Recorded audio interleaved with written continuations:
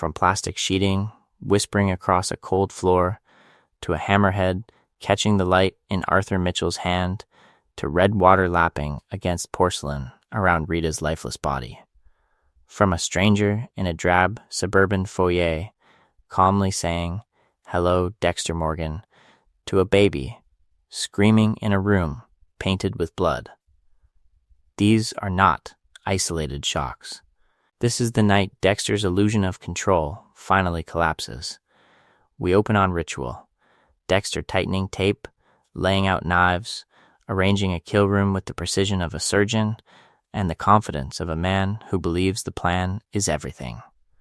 Stalk the target. Confirm the pattern. Prepare the plastic. No witnesses, no evidence, no mistakes. But as his hands work, the images refuse to obey. Dokes slamming against cage bars. Leela walking out of a burning cabin. Miguel's body dropping with a look of stunned betrayal. Each frame interrupts the next, turning his perfect ritual into a highlight reel of failure. In this video, we're going to live in that gap between what Dexter thinks he's orchestrating and what actually happens when his psychology meets the real world. To keep this clear, the montage keeps cutting back to Trinity's hammer, hovering mid-swing, never landing. We flash to Dexter as Kyle Butler, smiling too wide at Arthur's family. We cut to the rooftop, Arthur's body poised on the ledge, Dexter certain he's engineered the perfect suicide. Then, a smash cut to the garage, plastic wrapped and humming with fluorescent light. As Dexter finally has Trinity on his table, the sequence never finishes. We keep pulling out just before the supposed victory. Over all of it, we hear Dexter's familiar inner monologue, but the words and the images fight each other. I am in control. Smash to Dokes discovering the blood slides. The code keeps me safe. Cut to Harry watching Dexter butcher a man and then swallowing a bottle of pills. My plan accounts for every variable. Rita, alone in that bathroom, becomes the unaccounted variable that destroys everything. The focus is not just on who Dexter kills, but on the collateral that keeps spilling out of frame. Deb in the church doorway, LaGuerta in the shipping container. Harrison in a pool of his mother's blood. Along the way, we start to see a different pattern. Every season, the moment Dexter feels most certain of his design is the moment reality pushes back. Dokes in the cage. Leela escaping the fire. Miguel turning the code into a weapon. Trinity walking away from the rooftop alive. What if Arthur Mitchell is not the exception, but the culmination of that trajectory? The montage slows. The sound drops. We freeze on Arthur in Dexter's living room. Head tilted, eyes calm, the investigation already complete in his mind. Hello, Dexter Morgan. On that frame, we pose the central question. This was Dexter's hunt, so how did Trinity know the kill was coming for him first? So let's kick things off by attacking Dexter's favorite myth, that he's the one writing the script. In his head, he is the meticulous predator, the master of the plan, the man with the code who stays 10 steps ahead while everyone else stumbles in the dark. Stalk the target. Confirm the pattern. Prepare the kill room. No surprises. But when we actually track his life, the central question isn't how did Dexter outsmart everyone? It's how does he keep surviving his own failures? From Brian to Dokes to Miguel, Dexter's defining moments are not clean executions of control. They are implosions, a bloodslide in the wrong hands, a confidant who won't stay loyal, a family fantasy that collapses into crime scenes. Every time the plan breaks, Dexter improvises, and every improvisation leaves a scar he can't erase. In this video, we're going to argue that Arthur Mitchell is where that illusion finally turns on him. Trinity doesn't just stumble into Dexter's secret by accident. He reads Dexter the way Dexter reads his victims, treating Kyle Butler as a crime scene in progress. The focus is not just on what Arthur does, but on how he studies behavior, tests boundaries, and converts Dexter's supposed strengths, his patience, his curiosity, his proximity to the investigation, into vulnerabilities. Think about the undercover friendship. Dexter inserts himself into Arthur's life under a fake name, pushing close to the family, asking detailed questions about the ritual, the victims, the timing. On paper, it's a perfect plan: infiltrate, observe, wait for the right moment to kill. But to keep this clear, no normal blackmailer behaves like that. No casual admirer fixates on the exact mechanics of the murders. Every probing question is a tell. Every time Dexter follows Arthur, every time he hovers a little too near the edge of the cycle, he's broadcasting the kind of predatory interest that he usually spots in others. Season 4, then, stops looking like a standard cat and mouse chase and starts feeling like a psychological autopsy of Dexter's overconfidence. He calls it research. He tells himself it's about perfecting the code. Underneath, it's a hunger for connection with another killer, a need to see himself reflected in someone who has a normal life. That emotional blind spot is exactly where Arthur cuts. The dinner table confrontation, the way Arthur provokes his temper in front of the family, the quiet tests of Dexter's cover story, these are not random outbursts. They are experiments. And here's the key. If we track each misstep in Dexter's plan, step by step, we can reconstruct Arthur's logic. From the first suspicious meeting with Kyle Butler, to the invasive questions, to the stalking. To the revelation that this stranger is tied to Miami Metro, Arthur assembles a profile, a hidden predator embedded in the investigation, moving toward a kill.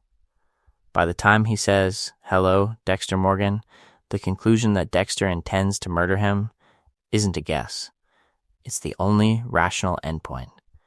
Each major section will drill into that progression.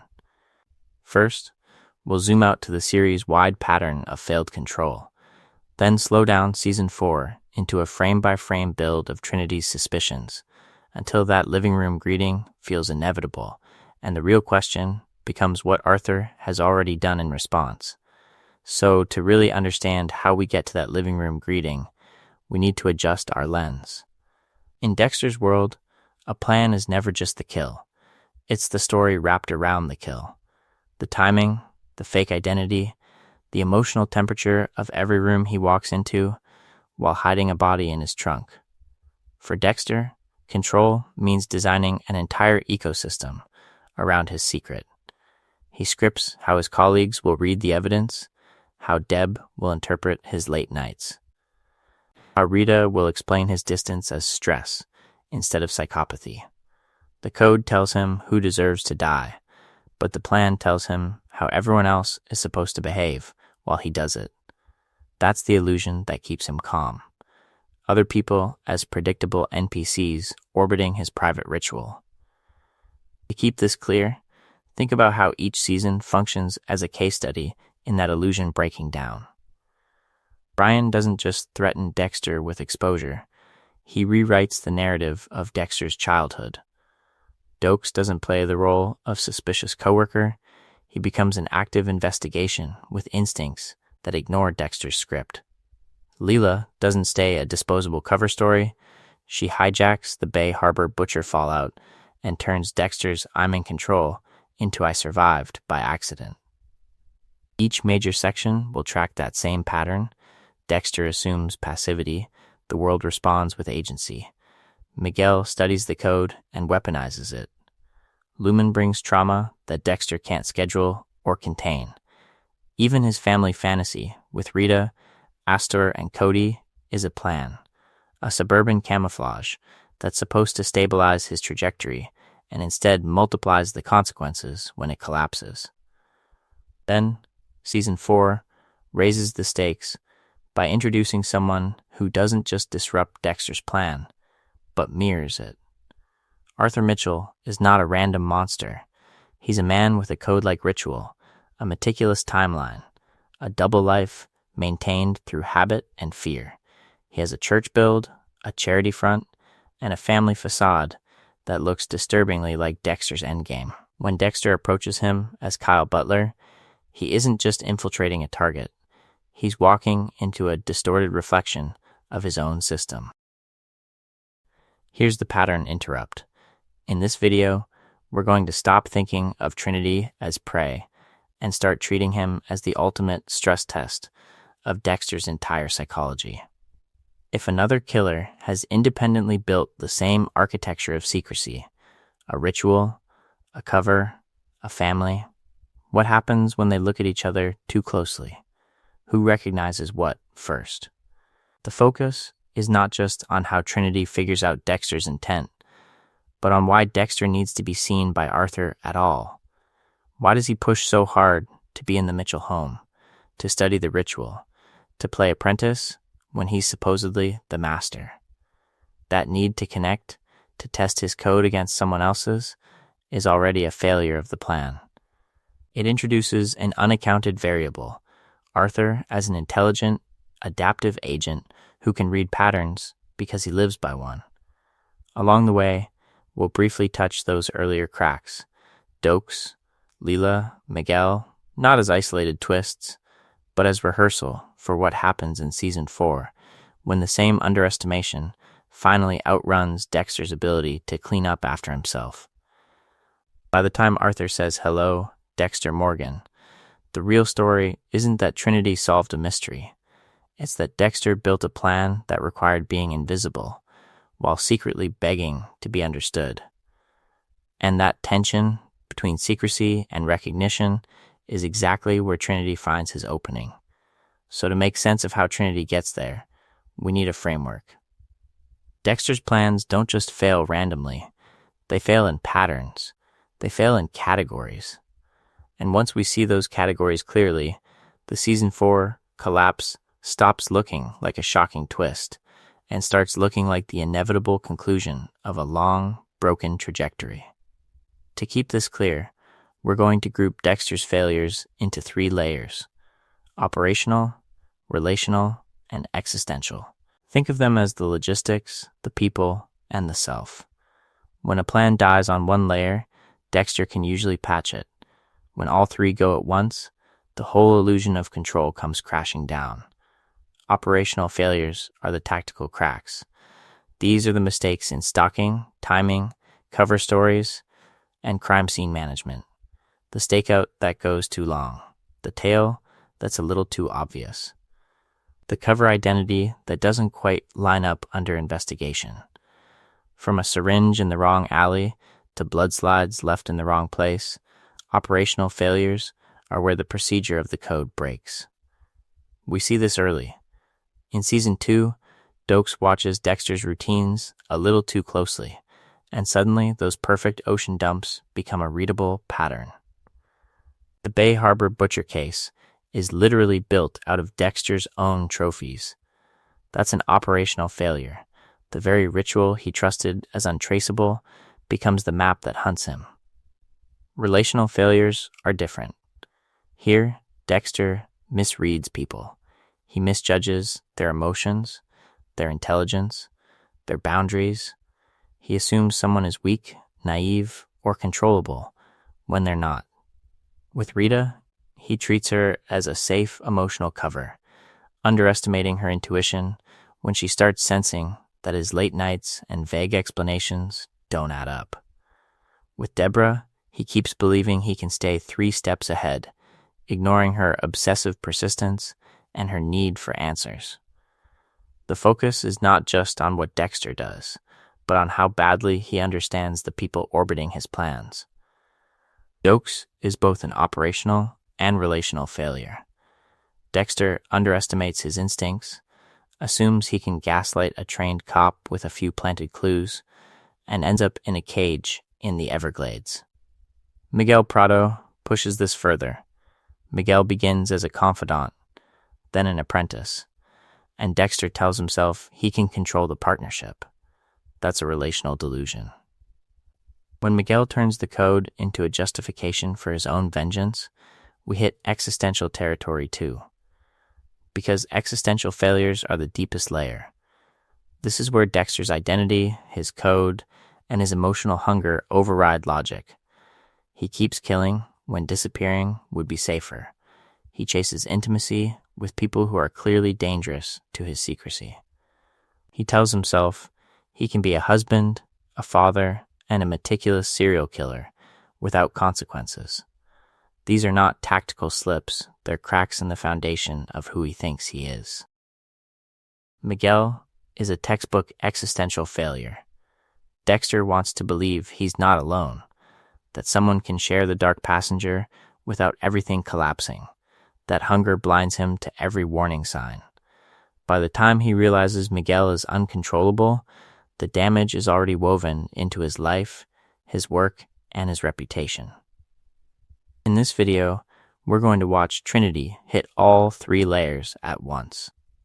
Dexter's Kyle Butler cover is an operational risk that bleeds into the real investigation.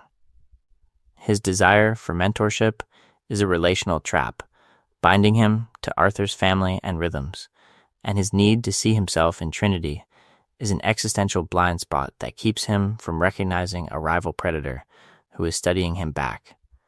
Each major section will track how those 3 layers intertwine. Because when Arthur finally says, "Hello, Dexter Morgan," that sentence is sitting on top of a whole stack of operational tells, relational misreads, and existential lies Dexter has been telling himself for years. So how, step by step, does Trinity read all 3? That's where we go next. So if Trinity's greeting is sitting on top of that whole stack of failures, we need a roadmap for how we're going to climb it. To keep this clear, we're going to move season by season, but with a bias. Not a full recap, not every blood spatter and body bag, but the specific turning points that prepared Dexter and us for Arthur Mitchell, reading him like an open case file. In this video, we're going to track 3 threads at once. First, how Dexter's planning evolves from clean clinical procedure into something messier and more desperate. Second, how his emotional life keeps bleeding into those plans, warping his sense of control. And third, how his enemies slowly learn to see him more clearly than he sees himself. By the time Trinity appears, those 3 threads have twisted into a noose. Let's kick things off in Season 1 with the Ice Truck Killer. Brian isn't just a mirror, he's a strategist running a psychological investigation on Dexter. He leaves dismembered bodies posed like messages, recreates Dexter's childhood crime scene, and forces him to choose between the code and his own blood. Dexter thinks he's managing the game. In reality, his first major plan, to stay detached, to keep his ritual separate from his past, collapses the moment he has to kill his own brother and lie to Deb. That's our baseline, the code already failing at the point of origin. Season 2 escalates the operational thread. Dokes doesn't need proof, he just follows instinct. He watches Dexter's routines, catches the off-hours disappearances, feels the emotional deadness. The Bay Harbor Butcher investigation is literally built from Dexter's trophies, the bloodslides he thought made him safe. When Leela saves him by killing Dokes and burning the cabin, Dexter walks away with the worst possible lesson. If the plan breaks, someone else will absorb the consequences. Season 3 bends that lesson into something even more dangerous. Miguel Prado doesn't just discover Dexter's secret, he co-opts the code. He turns it into a shared language, a justification for his own urges. Dexter's plan shifts from solitary predator to curated partnership, and it fails relationally and morally at the same time. Miguel learns the rituals, the selection process, the false moral logic. Dexter has now trained an enemy to think like him. Even as he convinces himself, he can still dictate the terms. By the time we reach Trinity, that whole trajectory converges. Arthur isn't starting from zero. He's inheriting the accumulated cracks, a killer whose methods are readable, whose emotions leak into his work. whose allies and rivals have already tested the code's weak points. So when Dexter slides into Arthur's life as Kyle Butler, asks the wrong questions about ritual, pushes too hard on timelines, and shadows him like prey, Arthur has a blueprint for what he's really looking at. And here's the twist we're building toward. Once we rewatch Trinity's storyline through this lens, Arthur's realization doesn't feel like a sudden shock. It feels inevitable, the only logical endpoint of every failed plan that came before. So how does that inevitability play out, beat by beat, until Rita's death seals it? That's where we go next. To see why Trinity reading Dexter feels inevitable, we have to go back to the version of Dexter who thought no one could read him at all. Season 1 is where that illusion hardens into a worldview. It's also where the cracks are already visible if we know where to look. Let's kick things off with Dexter's early confidence. In Season 1, his plan feels airtight: blood work by day, hunting by night, police access as a permanent shield. Stalk the target, confirm the victims, prepare the kill room, leave no evidence. He believes the ritual itself is control, that as long as the plastic is tight and the ocean is deep, his dark passenger is fully managed. The investigation into the ice truck killer even feels like a bonus, a puzzle he can solve from the inside without ever being exposed. But the focus is not just on Dexter's logistics.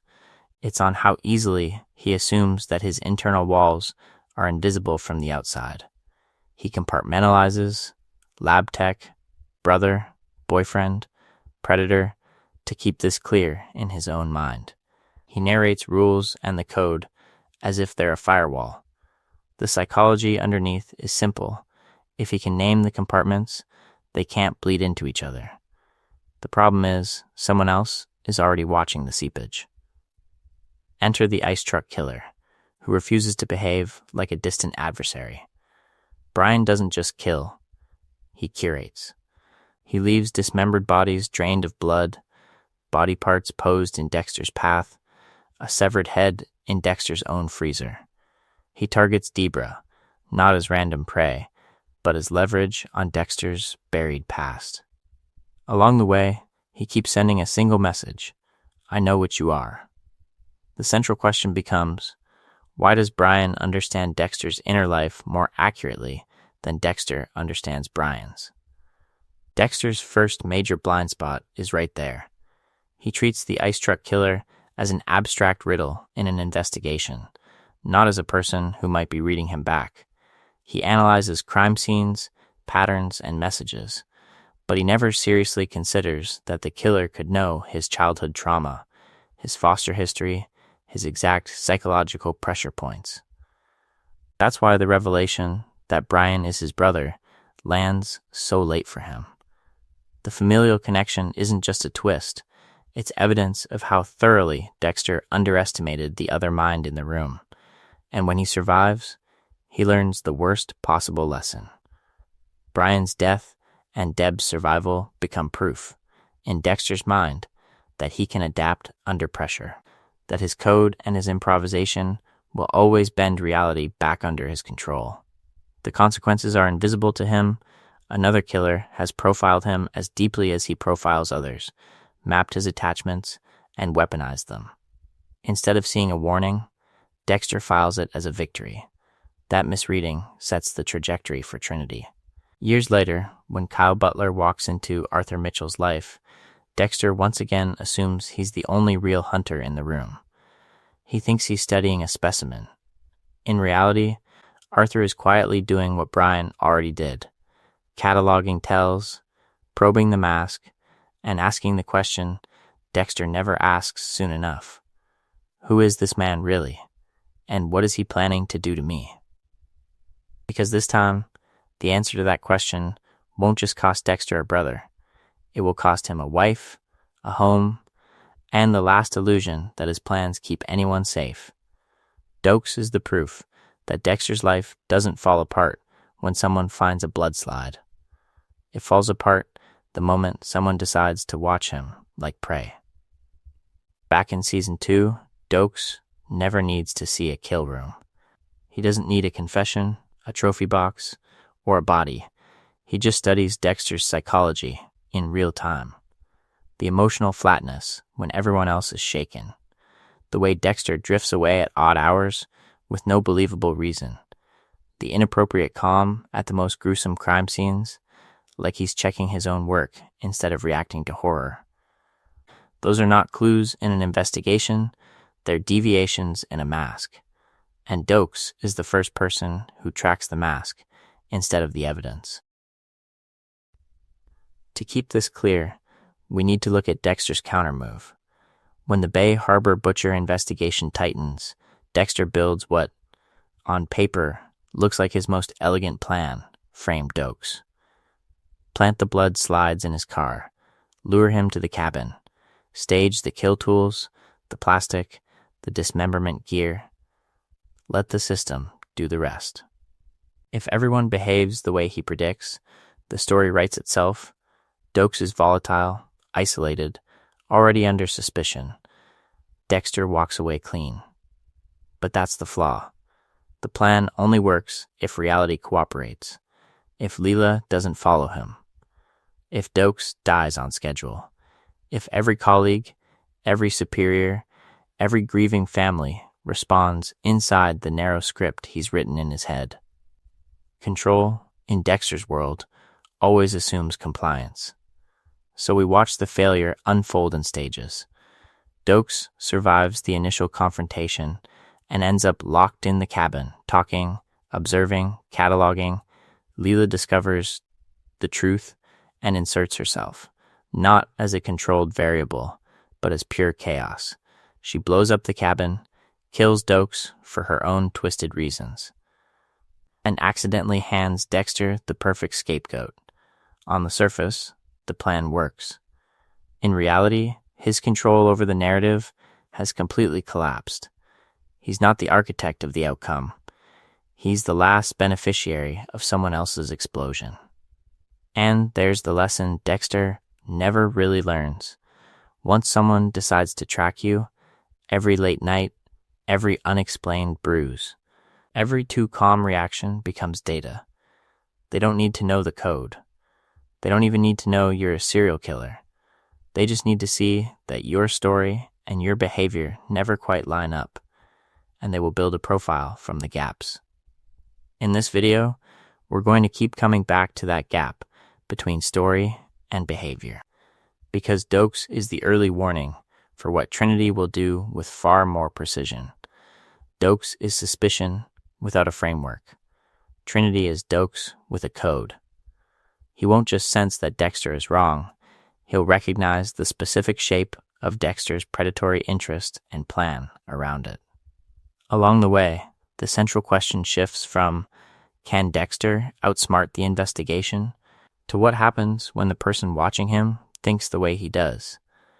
The next phase of Dexter's trajectory answers that by taking Dokes' instinct and giving it ritual, patience, and a family. Season 3 is where that idea of ritualized instinct with a badge meets its first real mirror.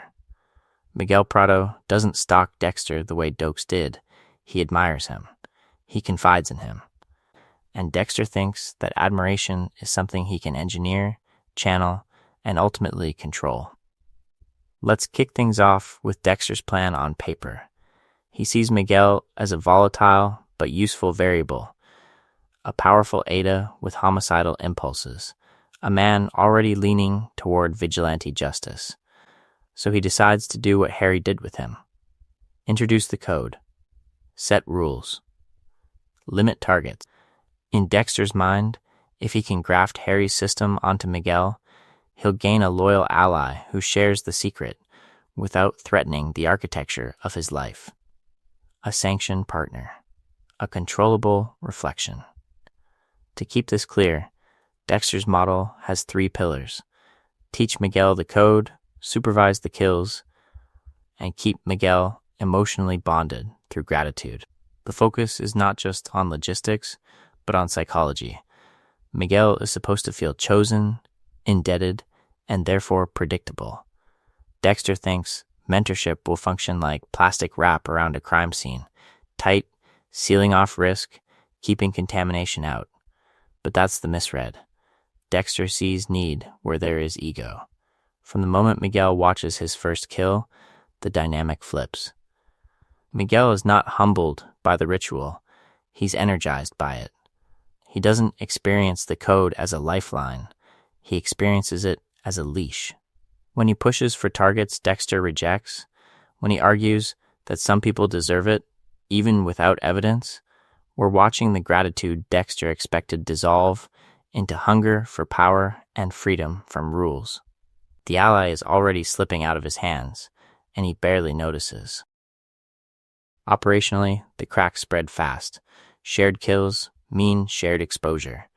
Miguel improvises, stalks his own targets, leaves traces Dexter never accounted for. The body of Ellen Wolf is the clearest example. A personal enemy, killed outside the code, staged in a way that screams message, rather than meticulous cleanup. Dexter's system depends on perfect preparation and anonymous victims.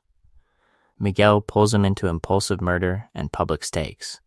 Suddenly, Dexter isn't just hiding his own pattern from the investigation, he's scrambling to contain a second, noisier pattern he helped unleash.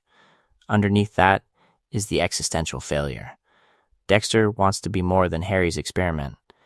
He wants to be a teacher, a partner, someone whose dark passenger can coexist with real connection. That desire for validation blinds him. When Miguel lies, when he tests boundaries, when he clearly enjoys the act more than the discipline, Dexter rationalizes it as adjustment instead of seeing the obvious. You cannot outsource your code to someone whose core thrill is transgression. And this is where the trajectory bends toward Trinity. In this video, we're going to watch Dexter repeat the same structure in reverse. With Miguel, he is the teacher trying to mold a student. With Arthur Mitchell, he becomes the student seeking wisdom from an older predator. The pattern interrupt is subtle but devastating. Dexter assumes that if he can shape a killer, he can also safely study one. Season 3 proves the first assumption false. Season 4 will prove the second one fatal. So when we see Dexter walk into Trinity's life under an alias, asking about ritual and family, we're not just watching a new plan. We're watching a man who has already ignored the warning that letting another killer in, up close, into the code space of his life, always ends the same way, with control collapsing and the other person planning around him. So when we see Dexter walk into Trinity's life under an alias, we're catching him at a pressure point the series has been tightening for years. Season 4 doesn't just give him a new target. It gives him a new baby, a new house, and a new level of sleep-deprived chaos that makes his usual illusion of control wobble. At the start of that season, Dexter is married to Rita, driving out to the suburbs and waking up to Harrison's cries at 3 a.m. instead of to the dark passengers. The sink is full, the laundry is stacked, and his blood slide box is literally in the same home as a toddler. His double life has never been more crowded. Every school run, every leaky faucet, every neighborly barbecue is another tiny demand that chips away at the time and focus his ritual requires. To keep this clear, the show gives us concrete failures. Dexter falls asleep at the wheel, transporting a body. He misplaces evidence. He forgets basic steps of the plan that used to be second nature. These aren't just logistical hiccups. They're signals that the code, as Harry designed it, was built for a solitary predator, not a husband trying to assemble a crib between kills. The central question becomes, can this life scale, or is the whole structure about to collapse under domestic weight? Enter Arthur Mitchell, church deacon, family man, serial killer with a 30-year streak. From Dexter's perspective, this isn't just another monster. It's a miracle of sustainability. Here is someone who has a wife, kids, a house, and a ritual that has survived multiple jurisdictions and decades of investigation. Arthur doesn't just kill, he endures. So Dexter latches on. Consciously, he tells himself, it's research. Study Trinity's pattern, refine the code, learn how to hide better. In this video, we're going to keep returning to that gap between what Dexter says his plan is and what his psychology is actually doing. On paper, he's gathering tactical intel. Emotionally, he's desperate for reassurance that his own trajectory, blood analyst by day, husband by night, butcher in between, isn't a fantasy that ends with Harrison orphaned and Deb identifying his body. That hunger for validation distorts his risk assessment. He doesn't just stalk Arthur, he embeds. He sits at the Mitchell dinner table as Kyle Butler, watches their rituals, comforts their abused son, trades confessions with Arthur in a half-built house. Every one of those choices violates the code's core principle: minimize contact, minimize exposure, never let the target see the real you. But Dexter needs to be seen. He needs Trinity to look at him, even through the Kyle mask, and silently confirm, yes, this can work. You can have both. The focus is not just on operational learning. It's on an almost childlike need to be told his life is viable. And that is the exact opening Arthur will later weaponize. Because the more Dexter presses in, the more data he hands over, his obsessions, his tactics, his tells. Along the way, we watch a subtle inversion. The student thinks he's studying the master. The master is quietly studying his would-be killer. By the time Trinity understands who Dexter really is and what he's planning, he won't just be prepared to survive. He'll be prepared to strike first. The next beat isn't just a hunt. It's payback for a murder that hasn't happened yet. So when Dexter walks up to Arthur Mitchell as Kyle Butler, it feels, on the surface, like a bold tactical move. The hunter stepping into the lion's den, confident that his mask, his planning, and his code will keep him in control. But from the very first hello, we're watching an operational failure take shape in real time. Let's kick things off with the persona itself. Kyle Butler isn't a real identity, he's a sketch. Dexter throws together a vague, friendly stranger who just happens to cross paths with Arthur, just happens to notice him, just happens to want more. No work history, no shared community, no organic connection through church, school, or neighborhood. It's an admirer with no origin story, a blank file, walking and talking. To keep this clear, Dexter is inserting himself into the personal life of a lifelong predator without a credible backstory, references, or verifiable ties. He's not leveraging his forensic skills, his access to databases, or any real investigation to build a robust cover. He's improvising. And improvisation, for someone who believes in ritual, control, and meticulous planning, is the first crack we should notice. From Arthur's perspective, that crack is a siren. This is a man who has stalked victims, curated fake identities, and maintained a double life for decades.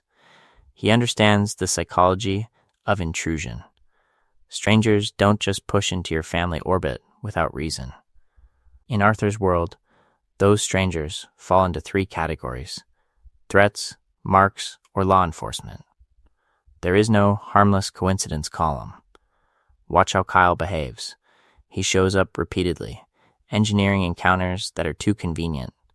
He asks personal questions about Arthur's home, his habits, his charity work, his family structure.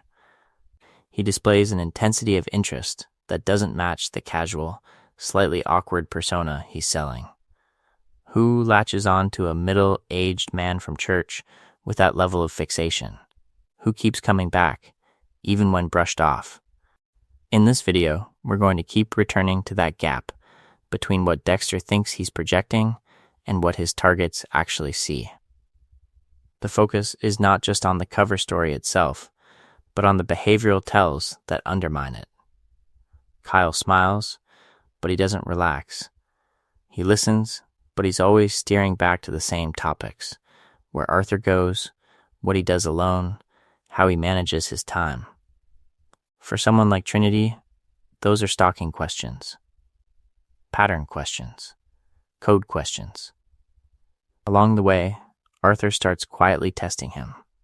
Small lies, sudden invitations, emotional confessions calibrated to see how Kyle reacts. Does he flinch at violence? Does he back off when boundaries are set? Or does he lean in, like a predator, recognizing another pattern of predation? By the time Kyle Butler has been in the Mitchell orbit for more than a few days, Arthur doesn't need proof that Dexter is a killer to know something is wrong. He just needs the pattern, the persistence, the probing, the hollow backstory. From that moment, Arthur has every reason to start his own investigation, to probe and prod and pull at the seams of Dexter's disguise. The next phase isn't Dexter tightening the net around Trinity. It's Trinity quietly mapping the man behind Kyle Butler, preparing for the moment when the mask finally slips. Arthur Mitchell has been doing this far too long to believe in coincidences. When a stranger like Kyle Butler keeps circling his orbit, Arthur doesn't see a curious fan.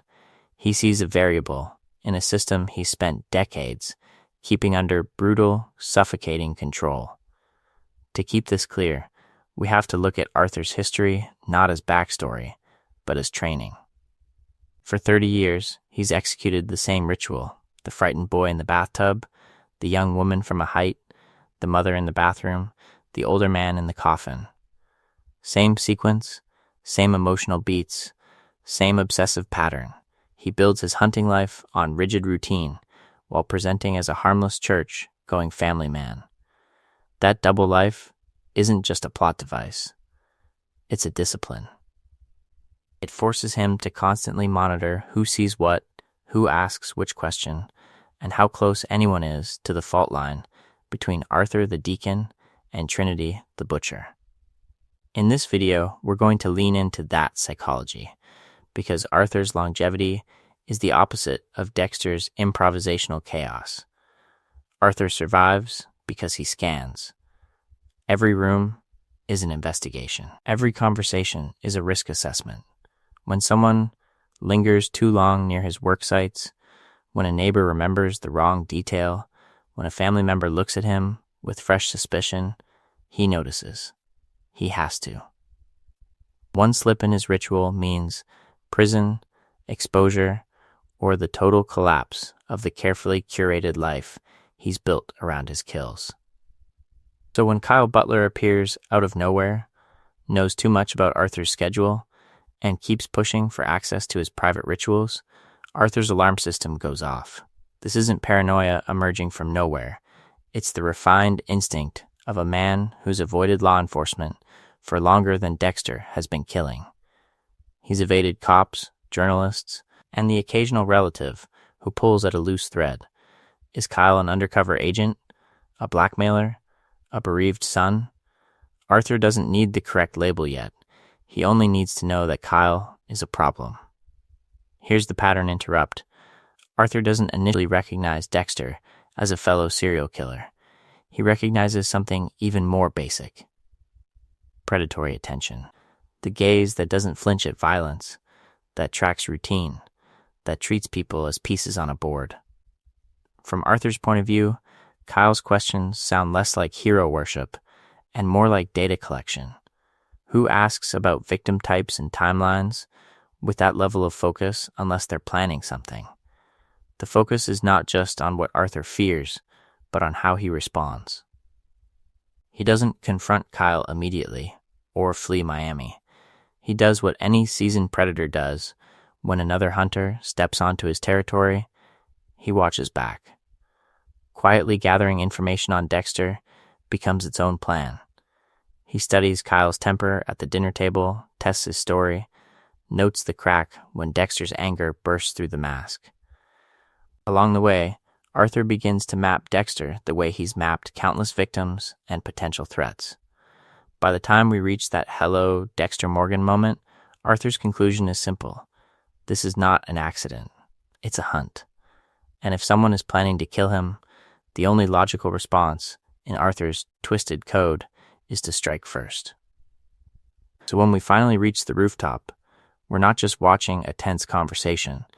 We're watching Dexter's entire plan step out into the open, where Arthur can finally see it. Dexter's blueprint here is simple, almost elegant. Drive Trinity into despair. Strip away his illusions about his family, his faith, his future. Then isolate him on a rooftop where no one else can intervene. The solution is clean. Arthur jumps, the investigation closes as a suicide, and Dexter gets to tell himself he honored the code while eliminating the greatest threat of the season. To keep this clear, Dexter thinks he's found a loophole. No plastic, no knives, no ritual. Just a gentle nudge toward a ledge, and gravity does the rest. In his mind, this preserves control. No forensic trail, no connection to Miami Metro, no Bay Harbor Butcher pattern. But the focus is not just on what Dexter plans. It's on what Arthur actually sees. Arthur walks onto that rooftop shaken, but not broken. His world is collapsing, his perfect family is exposed, and he's terrified of prison, exposure, and divine punishment. Yet he's still Arthur Mitchell, a lifelong predator who reads people for survival. He clocks Dexter's tone. He watches his eyes. He tracks how Kyle Butler keeps steering the conversation back to one outcome. Dexter keeps circling the same point. Jump, and it all ends. Jump, and no one suffers. Jump, and you're free. There's no genuine empathy, no real curiosity about Arthur's psychology or remorse, just a relentless fixation on the act itself. For a supposed admirer or blackmailer, that eagerness is off. Why is this man he barely knows so invested in seeing him die right now? Along the way, Arthur tests the edges. He hesitates. He steps back from the ledge, studies Dexter's face, and lets the silence stretch. This is the moment where the mask should crack, where a normal person would back off, recalibrate, offer comfort instead of pressure. Dexter doesn't. He doubles down. That's the tell. In this video, we're going to keep coming back to these micro failures of performance. Here, the failure is simple but fatal. Dexter cannot convincingly play someone who wants Arthur to live. And Arthur, who has spent decades luring victims to high places and final choices, recognizes the pattern instantly. The central question flips. Is Kyle Butler a frightened bystander, or is he trying to orchestrate my death? When Arthur walks away from that ledge, the dynamic inverts. He survives the plan that was supposed to contain him. Now he knows two things. Kyle wants him dead, and Kyle is willing to engineer the scene to make it happen. That's not a meddler. That's a hunter. And hunters, in Arthur's experience, do not stop after one failed attempt. So what does a cornered predator do when he realizes he's being hunted by another? That answer is waiting in the next move Arthur makes, far away from that rooftop, and far closer to Dexter's real life than Dexter ever intended. So, Arthur's retreat from that rooftop isn't a surrender. It's a recalibration. If Kyle Butler is a hunter, the next step in Arthur's plan is simple. Bring the hunter into the habitat and see what he does when the prey looks back. Let's kick things off with that image. Dexter as Kyle, sitting at the Mitchell dinner table. Mashed potatoes, kids bickering, a smiling wife, framed photos of family vacations. On the surface, it's the domestic fantasy Dexter claims to want. Underneath, it's a controlled experiment. Arthur has invited the intruder into the terrarium. Every fork clink, every comment is a probe. To keep this clear, Arthur doesn't start with knives.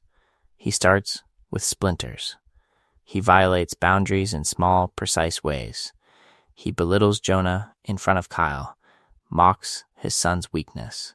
He cuts Sally off, talks over her, lets his contempt sit there in the air. Then he turns that same contempt outward, needling Kyle about his past, his loneliness, his lack of family. This is not a man losing his temper. This is a man tightening screws, one by one, watching Dexter's psychology react. The central question for Arthur is not, what does this man want from me? It's, what does this man do under pressure? A timid blackmailer stays quiet, avoids conflict, keeps the leverage clean.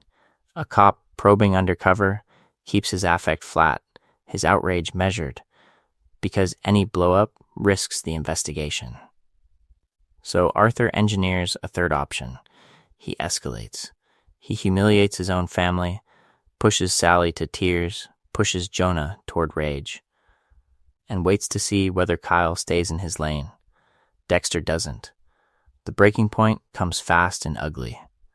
When Arthur threatens his family, Dexter's mask doesn't just slip, it fractures. He slams his hand on the table, voice hard, eyes cold, commanding Arthur to stop. It's not a plea, it's dominance. For a second, the meek admirer is gone, and the kill room supervisor is sitting in a suburban chair. The room freezes because everyone can feel the shift. Who talks to Arthur Mitchell like that and expects to survive? From Arthur's perspective, this is the answer he's been testing toward. Kyle isn't skittish. He isn't improvising. He accesses violence the way Arthur does. Not as chaotic rage, but as a controlled tool that appears exactly when needed. That single outburst tells Arthur there is a code under Kyle's behavior, a line that, once crossed, activates something predatory. And if Kyle will risk blowing his cover to protect Arthur's family from Arthur, what is he willing to do when Arthur is alone? In this video, we're going to keep returning to this scene, because the focus is not just on Arthur's cruelty, but on his method. This dinner is less a collapse of his control and more a diagnostic. Along the way, every provocation becomes data. By the time dessert hits the table, Arthur doesn't just suspect Kyle Butler is dangerous. He knows he's facing another killer, and his next move will take the test straight into Dexter's real life. So when we move from that dinner to the car rides, the hotel rooms, the private mentoring sessions, the investigation shifts. Trinity is no longer asking who Kyle Butler is. He's asking, what kind of predator keeps asking these questions? Dexter doesn't press for bank account numbers, offshore transfers, or blackmail leverage. He keeps circling the same forbidden terrain, the ritual sequence, the victim selection, the timing between kills, and the emotional why underneath it all. How does Arthur choose the woman in the bathtub? Why the boy in the coffin? How long does he wait between cycles? And what does it feel like when the need comes back? To keep this clear, Dexter is not building a case file. He's building a syllabus. On paper, he's a desperate man holding incriminating knowledge. In practice, he's asking for a masterclass in methodology and inner motivation. That is the central question for Arthur. What blackmailer needs to understand the spiritual architecture of his pattern? Money, leverage, escape routes? Those would be normal. Walk me through the order you kill them in is not. From Arthur's perspective, every one of those questions looks like reconnaissance. Stalk the target. Map the process. Probe for weak points. When Dexter insists on understanding the gaps, how Arthur hides the bodies, how he manages the interstate travel, how he resets his family fade, he's basically running a Trinity risk assessment. Is there a window when Arthur is alone? Is there a moment when the ritual exhausts him? Is there a consistent blind spot he always returns to? Pattern interrupt. Imagine a random extortionist asking you, not what your PIN is, but which room you sleep in, how heavy your doors are, and whether your neighbors hear you at night. You don't need a psychology degree to feel the threat. Arthur has lived his entire life reading fear, shame, and intent in other people. He doesn't miss this. And here's where the focus is not just on Trinity's suspicion, but on the mirror it holds up to Dexter's own code. When Dexter studies a target, he does the same thing. He watches the commute, tracks the habits, and interrogates the emotional engine driving their crimes. Each major section of his kill plan starts with questions: why do they kill? When do they slip? Where are they most exposed? Arthur recognizing that pattern is just self-recognition turned outward. By the time Dexter has asked his 10th too specific question about timelines and urges, Arthur's trajectory of suspicion is complete. Kyle isn't just dangerous, he's planning something terminal. The investigation has flipped.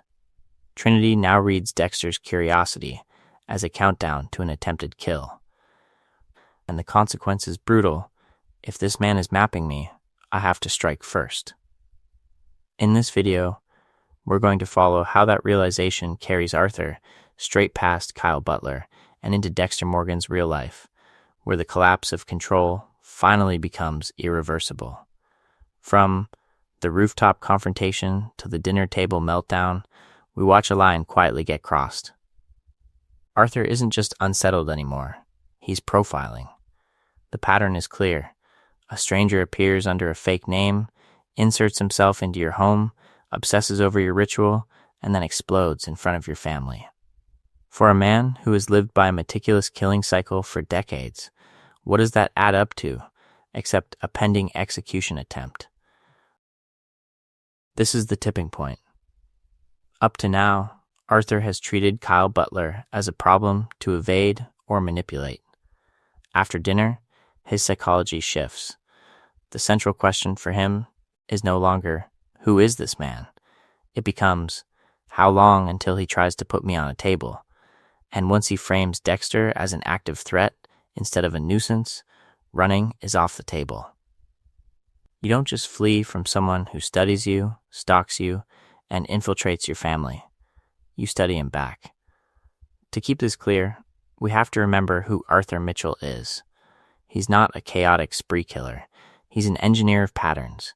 He plans cycles, revisits cities, calibrates timelines, so when he feels a predator's eyes on him, he responds with a counter-investigation that mirrors Dexter's own methods. Quiet observation. Testing the story. Probing for weak points. If Dexter can build a code around hunting monsters, Arthur can build one around flushing out the man who's trying to hunt him, so we can reasonably imagine the off-screen steps. Arthur starts with the alias itself. Kyle Butler appears from nowhere, has no real history, no coherent backstory beyond vague trauma. That alone invites checking. Phone calls that don't match the story, addresses that don't exist, maybe a casual drive-by where the apartment should be, and there's nothing. Every gap in Dexter's cover becomes a data point. Every unexplained absence, every too convenient appearance near Arthur's known haunts feeds a single working theory: this man is building a kill plan. Meanwhile, Dexter thinks the investigation is still one way. In this video, we're going to see this same blind spot show up across seasons, but here, it's especially lethal. He believes he's tightening the noose, collecting more intel, still in control of the trajectory. Arthur, however, has already flipped the script. He's not improvising, he's constructing a counterplan designed to confirm his suspicion and then punish it. From this moment on, every interaction becomes asymmetrical. Dexter thinks he's testing Trinity. Trinity is actually testing Dexter. When Arthur watches his comings and goings, when he follows a hunch back toward Miami Metro, he's not confused, he's verifying.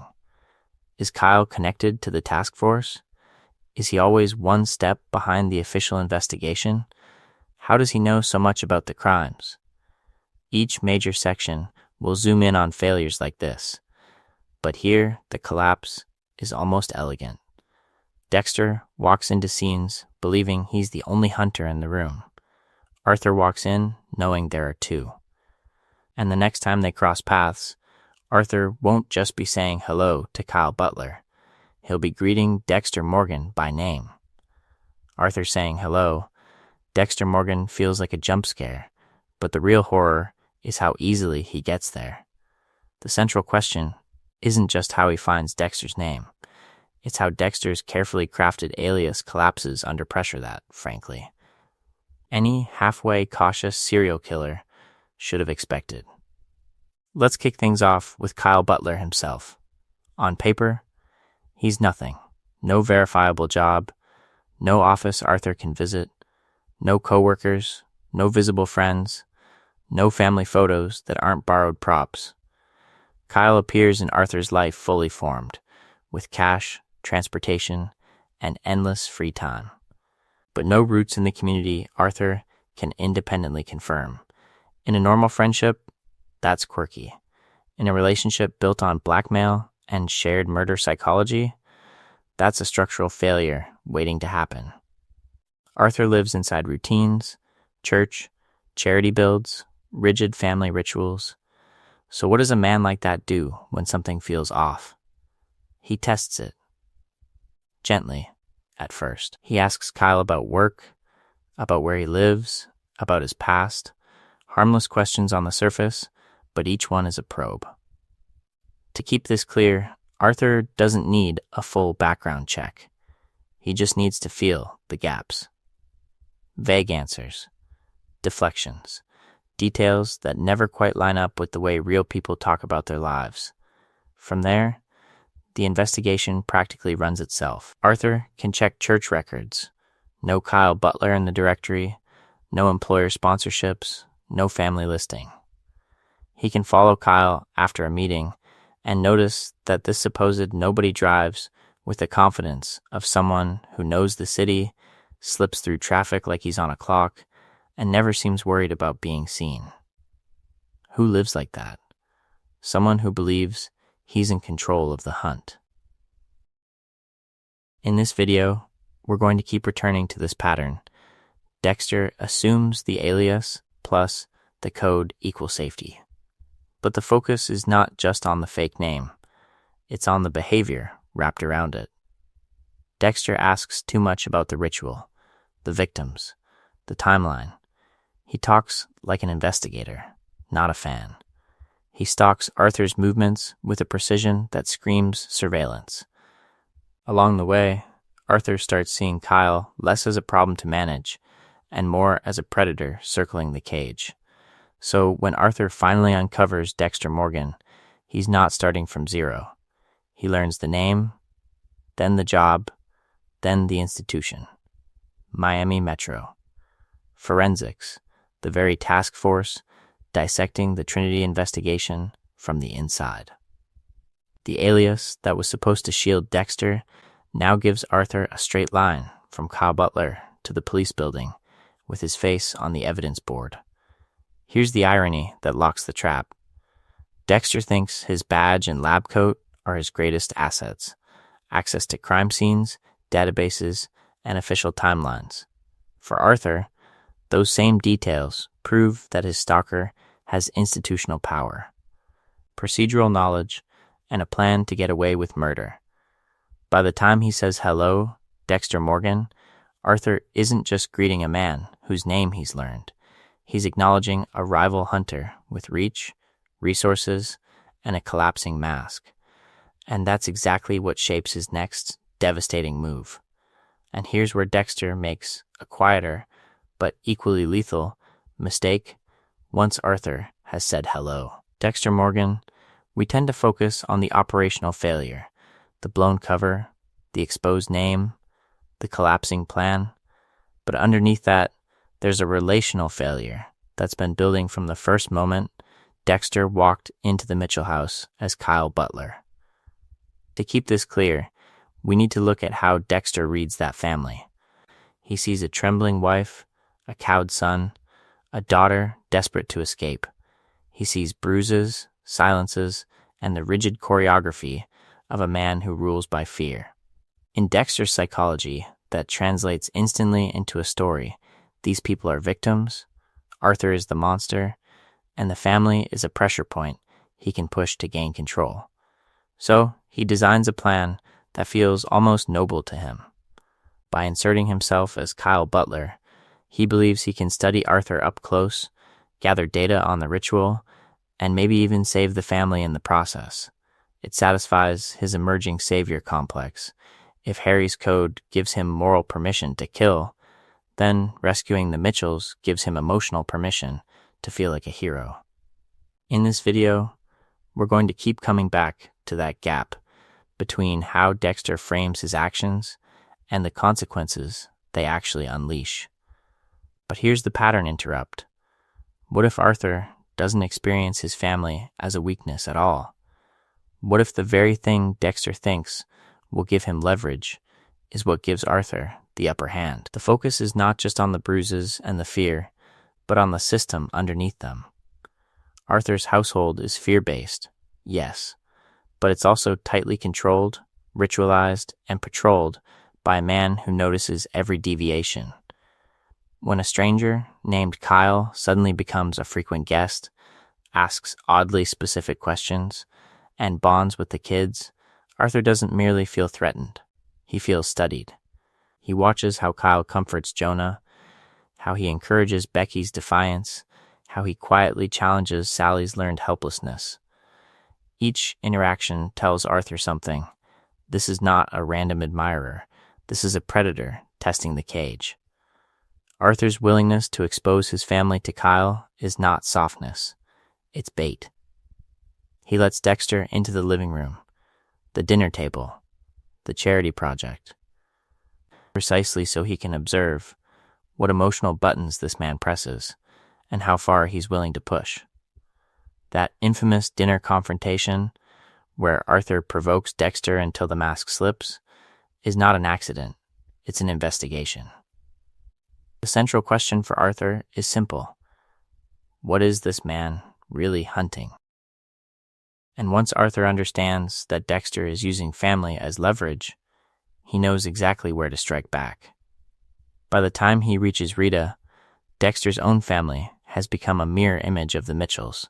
Smiling photos, hidden fractures, a husband living a double life. Arthur uses that symmetry to send a message about power, about who controls the narrative when two killers collide. And that's what sets up Dexter's most personal collapse yet. And this is where Dexter makes his most dangerous mistake.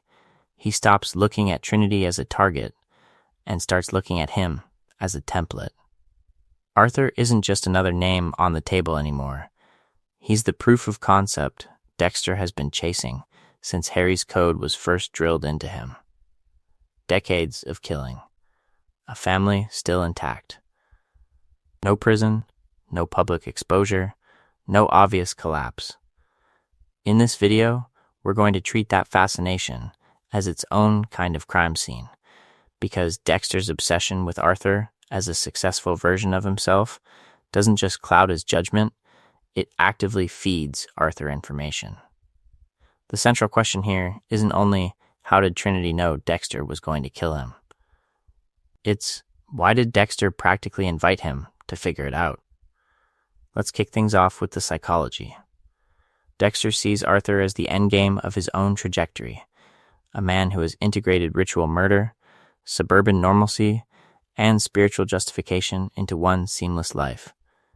To keep this clear, Dexter thinks he's studying Trinity's operational methods, but what he's really studying is the fantasy that the code can evolve into a permanent lifestyle, that the double life can be sustained forever if you just refine the plan. That fantasy leaks. We watch Dexter overshare, not in obvious confessions, but in intensity. Too many probing questions about the ritual, too much emotional investment in whether Arthur's family really knows, too much time orbiting the Mitchells when any cautious blackmailer would grab the money and disappear. Each major section of their relationship becomes another moment where Kyle Butler is asking questions Dexter Morgan wants answered. There are scenes where Dexter almost confesses without using the words. In the bathroom confrontation, in the car rides, in those tents. One-on-one conversations about darkness and urges, he keeps framing his curiosity as hypothetical, as if he's running an investigation into human nature. But the mask slips in micro-expressions, in the way he pushes for reassurance that a man like Arthur can keep it all under control. Who needs that reassurance except someone living the same double life? Arthur has spent his entire adult existence hiding his monstrosity from his church, his community, his own wife and kids. He recognizes the look of someone desperate to be seen and validated because he spent years burying that same hunger under hymns and home repairs. When Dexter's temper flashes at the dinner table, when his eyes linger too long on the family's fractures. Arthur stops seeing a blackmailer and starts seeing a mirror. From that point on, Dexter's existential need for a dark reflection hands Arthur a psychological blueprint. This isn't just a threat, it's a fellow predator, bound by a private code, building a meticulous plan. And if a man like that gets this close, with this level of obsession, what else could he possibly want but to take you to his own table? Arthur doesn't just suspect Dexter will kill him, he deduces it as the only logical end to the story Dexter is writing in real time. The only question is, who gets to write the final chapter? If Arthur can deduce Dexter's endgame, we also have to ask, when does he first realize the man calling himself Kyle Butler isn't just a clingy Good Samaritan, but another predator running a private code? To keep this clear, we need to rewind through the investigation Arthur is quietly conducting on Dexter, even as Dexter thinks he's the only one in control. Let's kick things off with the early red flags. A stranger inserts himself into your hotel life, knows your name, your family, your secret house.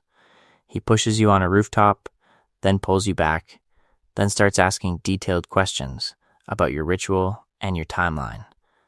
That alone would put any killer on alert. Arthur may accept Kyle as a blackmailer on the surface, but the plan Dexter is improvising is already leaking. The backstory is flimsy, the timing suspicious, the interest way too specific. From there, the pattern sharpens. Dexter keeps circling Arthur's methods. He wants to know how many cycles, how long the cooling off period lasts, why the bathtub, why the hammer. This isn't the curiosity of a terrified amateur trying to survive. It's the controlled data collection of someone building a profile. Arthur has spent a lifetime managing his own compulsion. He recognizes structured obsession when he sees it. The dinner scene is where that intuition gets teeth. Arthur provokes him in front of the family, needling his anger issues, pushing him about his father, escalating until Dexter snaps and slams the table. For a second, the mask drops. The room freezes. And Arthur doesn't look surprised. He looks confirmed.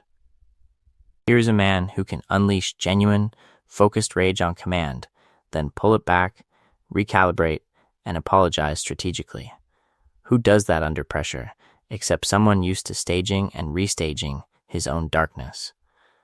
This is where suspicion shifts from vague danger to a specific category. My kind.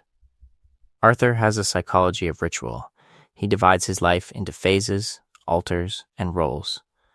Along the way, he's learned to sense when another person is living by a hidden rulebook. Dexter's language about helping people, his calm proximity to death, his lack of visible fear during the rooftop confrontation, all of it reads wrong for a civilian caught in a serial killer's orbit. Who stands that close to the edge and negotiates instead of begging? By the time Arthur starts digging into Kyle Butler, finding Dexter Morgan, Miami Metro, and the task force hunting Trinity, the central question in his mind isn't, is this man dangerous? But what kind of killer embeds himself inside the investigation? Once he files Dexter under fellow predator, every move shifts. He's no longer just trying to escape. He's trying to punish the rival who dared to hunt him. That's the real collapse of Dexter's plan. Trinity doesn't simply run. He decides to outplay the man who thought he'd already won. And the clearest proof of that decision is who Arthur visits last.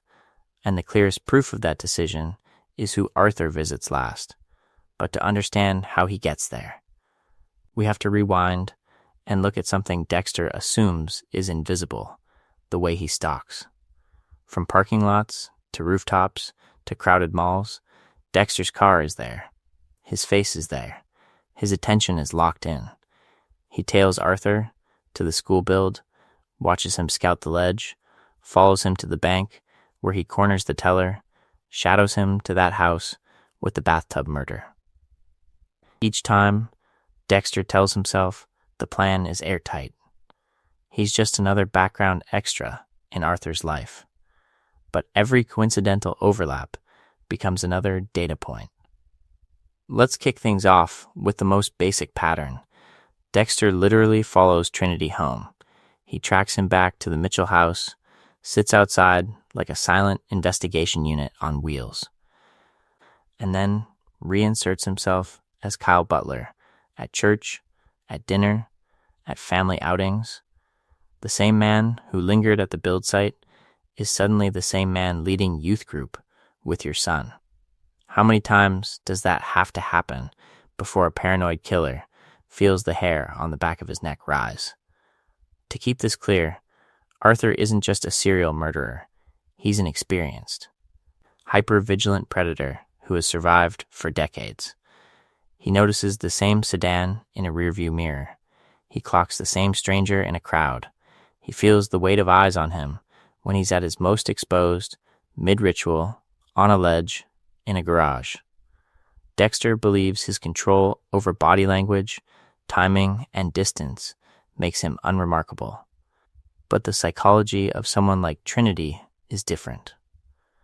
He's constantly scanning for threats, patterns, and watchers, because that's exactly how he avoids collapse. Here's the pattern interrupt. This is literally Dexter's own method turned against him. In this video, we're going to keep coming back to that gap between what Dexter does to others and what he can't imagine being done to him. How does Dexter find prey and potential threats? He notices who shows up twice, who hovers too long at a crime scene, who appears at the bar, the parking lot, and then again at the office. That's how Dokes ends up on his radar. That's how he reads Leela, Miguel, and later, Saxon. So when Arthur sees Kyle at the build, then at church, then at his doorstep, asking probing questions about the ritual and the timeline, the focus is not just on this guy is weird. The central question becomes, why is this one man always here? Why does he care about the exact cycle of the kills? Why does he look at Arthur not with fear, but with recognition? Each major section will show that once Arthur flips that switch, every new sighting confirms his suspicion. Kyle isn't a blackmailer. He's a hunter mapping territory, rehearsing control, building toward a kill. By the time Arthur finally says, "Hello, Dexter Morgan," he's not making a dramatic guess. He's closing the loop on a pattern he's been quietly tracking. And he's already chosen the most devastating way to answer it. And then Arthur walks into the one place that makes everything snap into focus. A hallway of badges, whiteboards full of victim photos. The Trinity investigation laid out like an autopsy of his life. And right there, moving comfortably through it all, is Kyle Butler. Except now, he's not Kyle. Not a stranger. Not a fan. He's Dexter Morgan, Miami Metro blood spatter analyst. To keep this clear, we have to imagine that moment from Arthur's perspective. Up to now, Kyle has been a problem, yes, but a contained one. A stalker he could scare, a blackmailer he could maybe pay off or threaten into silence. But the second Arthur sees Dexter in a police context, whether it's catching him at the station entrance, spotting his face on an ID badge, or realizing he's walking straight into the heart of the task force, the entire psychology of the threat changes. This is not a man orbiting his life. This is a man embedded in the investigation. In this video, we're going to keep coming back to these kinds of reveals, because they're where control collapses. For Arthur, the badge and the lab coat don't just reframe Kyle Butler's identity, they reframe his intent. A random predator might be dangerous, but a blood spatter analyst assigned to the Trinity case? That's a plan. That's a code. That's someone who has been studying his ritual, not out of morbid curiosity, but with professional precision. Suddenly, all the oddities click into a single pattern. The probing questions about the cycle, the fixation on the mechanics of the bathtub and the rooftop, the way Dexter watched him, not with fear, but with assessment. Arthur can now infer what we already know. Dexter has access to case files, evidence logs, timelines. He can see what the police see and what they miss. He can nudge the investigation off course, slow it down, or speed it up. Who else but a hidden killer would need that level of control? So the central question in Arthur's mind shifts. It's no longer, what does Kyle want from me? It becomes, how long has this man been building toward my death? Every piece of information Dexter has, blood patterns, victim profiles, forensic blind spots, reads like rehearsal for an untraceable takedown. A cop-adjacent predator, positioned at the very nerve center of the hunt, perfecting the one murder that can never be solved, Trinity's. At that point, what is a rational killer supposed to do? Run and leave a meticulous hunter with full access to the investigation? Confess and trust the system he's outplayed for decades? For Arthur, preemption becomes the only viable plan. If Dexter is designing the perfect kill, Arthur has to disrupt that design at its core. That means not just escaping, but striking where Dexter is most exposed: his constructed family life, his illusion of moral trajectory, the fragile world he believes he can protect. Along the way, this is where Arthur quietly regains psychological dominance. By turning his fear into a counterplot, he decides that Dexter won't just fail to kill him. Dexter will watch his entire life implode first. And the way Arthur chooses to send that message is exactly what we'll unpack next. So when we finally reach that garage, we're not watching a twist. We're watching a verdict being read. Dexter steps through the half-open door of the Mitchell garage, framed in that dull suburban light. He's done the prep. He's tracked Arthur, cornered him, rehearsed the kill. In his mind, this is another controlled operation. Syringe, plastic, confession, disposal. The hunter has arrived to end the investigation. Then Arthur turns, looks straight through the Kyle Butler mask, and says it like he's been waiting to savor the line, "Hello, Dexter Morgan." On first viewing, it lands like a jump scare. Name is knife, identity is ambush. But once we understand Arthur's process, the central question shifts. It's no longer how did he figure it out, it becomes, how could he not? This is not a magical reveal. It's the final step in an investigation he's been running in parallel for weeks, methodical and almost scientific in how it dismantles Dexter's illusion of control. To keep this clear, think about the data Arthur has already gathered. A stranger inserts himself into his family under a fake name. That stranger is obsessed with his ritual details, his timeline, his psychology. Asking questions no blackmailer or fan should even know to ask. At the dinner table, Arthur provokes him and watches the mask crack as Dexter's temper explodes in front of the kids. That's not a nervous admirer. That's a predator failing to hide his teeth. From there, Arthur does exactly what Dexter thinks only he is capable of doing. He follows. He digs. He cross-references. He discovers that Kyle Butler is actually Dexter Morgan, that Dexter works at Miami Metro, that he is physically embedded inside the very task force hunting Trinity. The focus is not just on the name reveal in the garage, but on the long, quiet collapse of Dexter's cover story, leading up to it. Every lie becomes a breadcrumb, pointing straight back to him. So when Arthur turns and greets him, notice the calm. No flinch, no panic. He isn't surprised, he's satisfied. This is confirmation bias fulfilled. The man he profiled as a hidden killer, as a rival operating under his own private code, has walked voluntarily into the trap. Arthur's hello isn't discovery, it's closure. Dexter's face, by contrast, is pure shock. For once, he has no plan, no contingency. He never truly considered that Arthur might be capable of running his own counter-investigation, of reading stalking patterns, of deducing intent to kill from the same behavioral tells Dexter relies on. The hunter suddenly realizes he's been hunted, and that realization hits harder than any physical blow. In this video, we're going to keep coming back to this moment as the thematic heart of the season. The garage confrontation is where the fantasy of control finally breaks in two directions at once.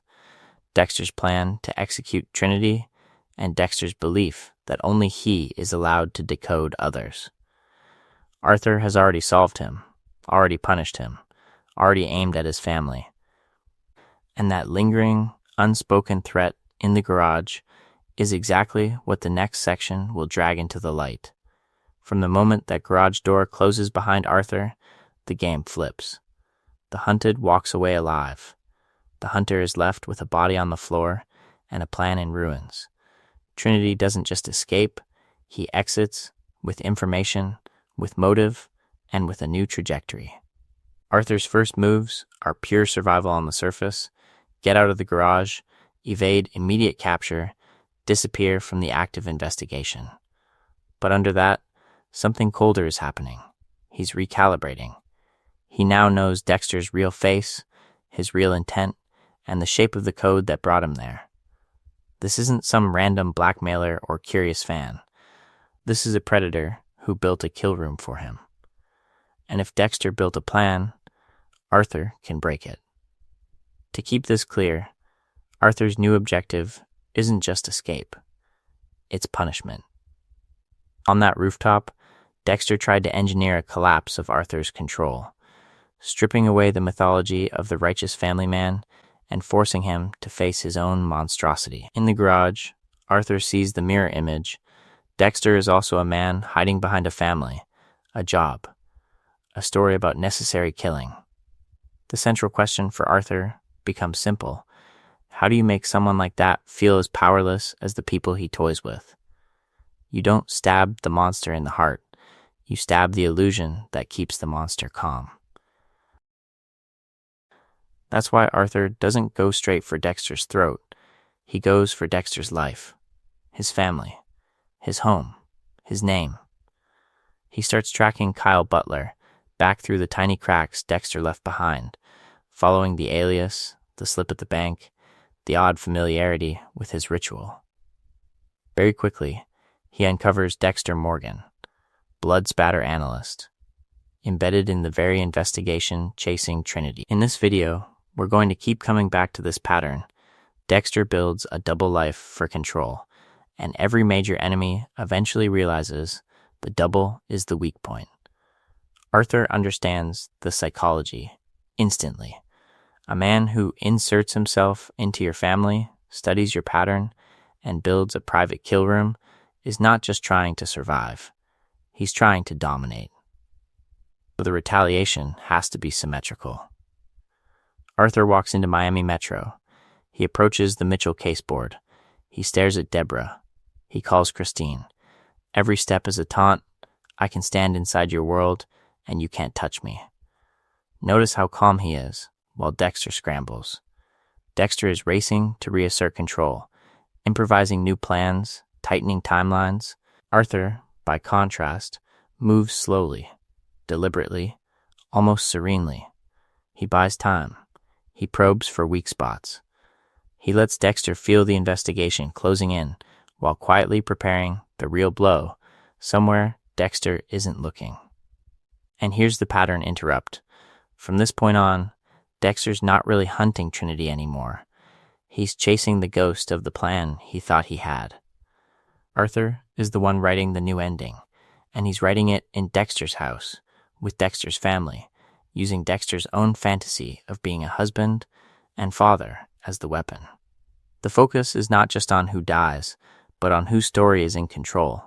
Along the way, every frantic move Dexter makes to fix things only confirms for Arthur where the real leverage is. The next section will follow that leverage all the way to its final, brutal consequence. We cut from Dexter's brief, illusory victory to the image that ruins the entire fantasy. Rita in the bathtub, water turned red, the infant crying on the bathroom floor. It's not just a murder scene. It's a mirror. The domestic space Dexter believed he'd insulated from his darkness has been converted into a Trinity tableau.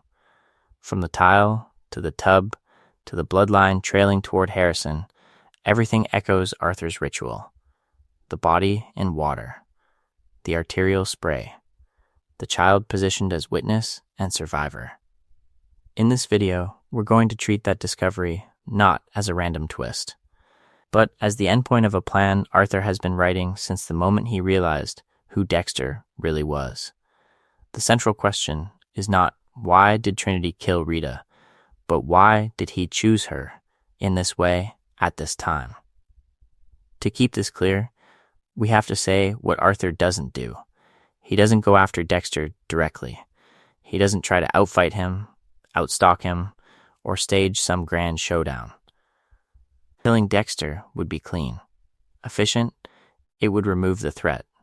Instead, Arthur picks the cruel option, the symbolic option.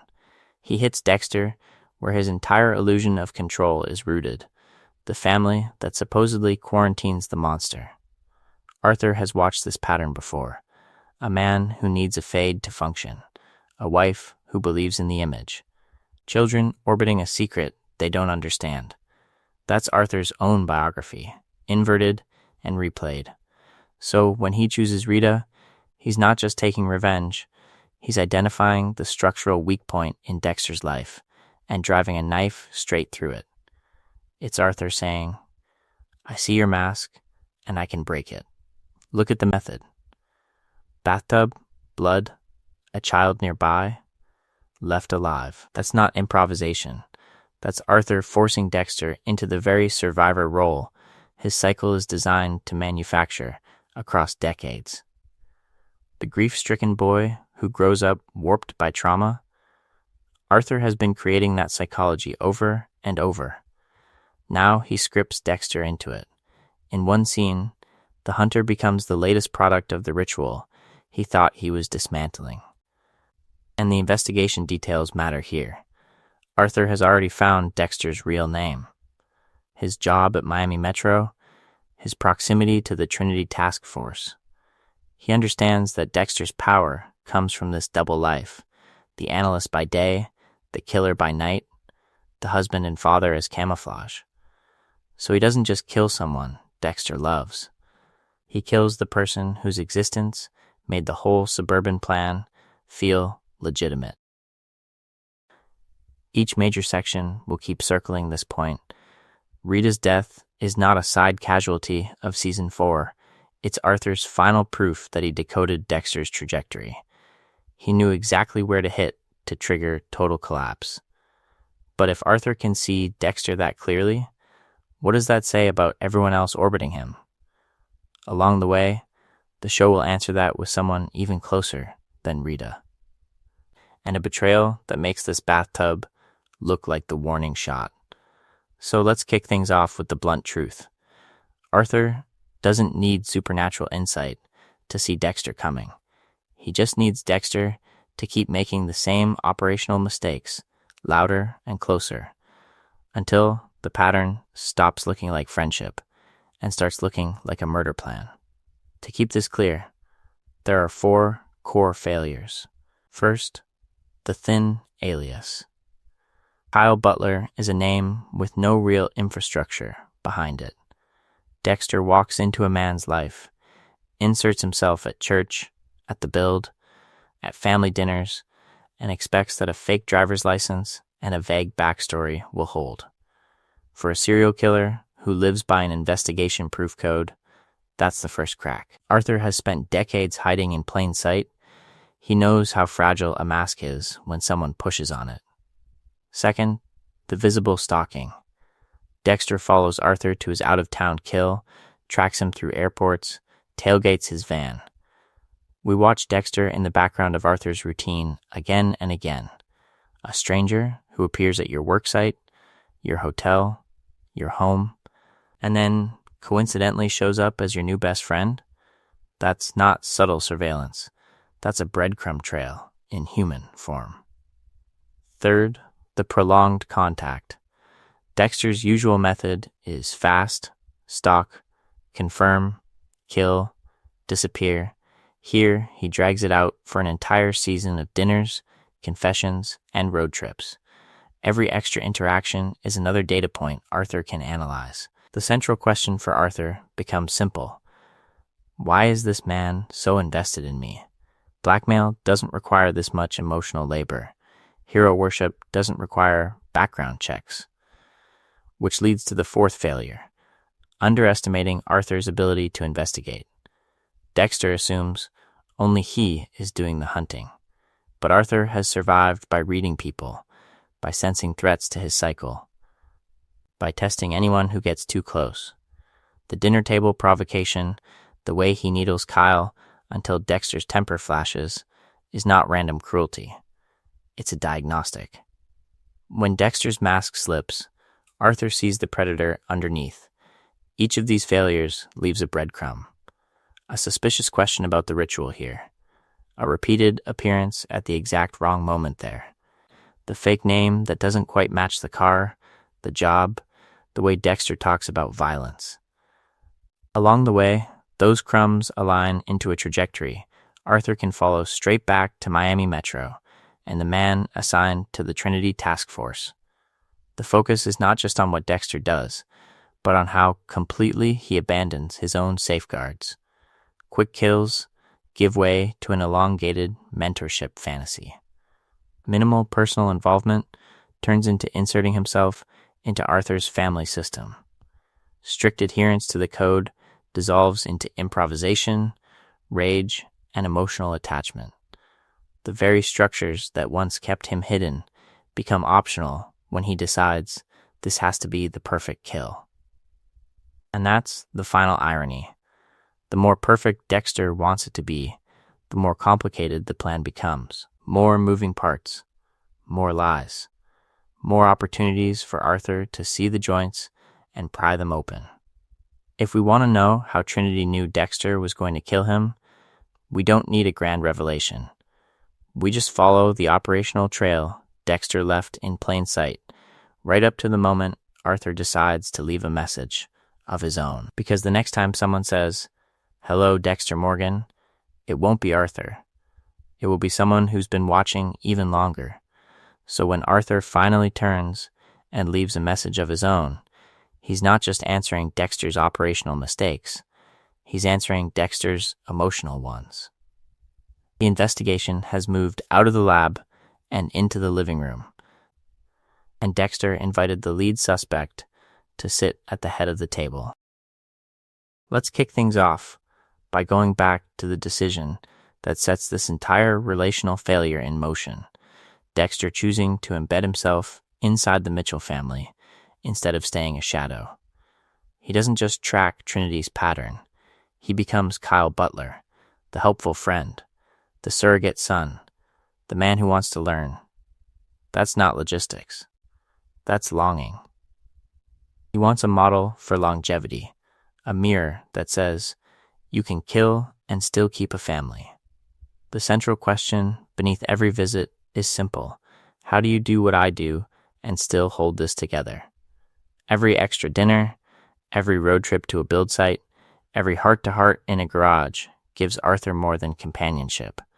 It gives him data. He watches how Dexter holds a baby, how he flinches at talk of childhood trauma, how his eyes light up when the ritual is described in detail. To keep this clear, Arthur isn't profiling a cop. He's profiling a peer. Dexter thinks he's running a covert operation. In reality, he's handing over his emotional fingerprints one by one. The pattern interrupt comes when Dexter stops observing and starts fixing. He inserts himself into Jonah's life, confronts Arthur's abuse, tries to rescue Sally from years of terror. On the surface, that looks like moral outrage. But psychologically, he's rehearsing his fear of becoming Arthur to Rita and Harrison. Saving the Mitchells is a dry run for saving his own family from a future version of himself.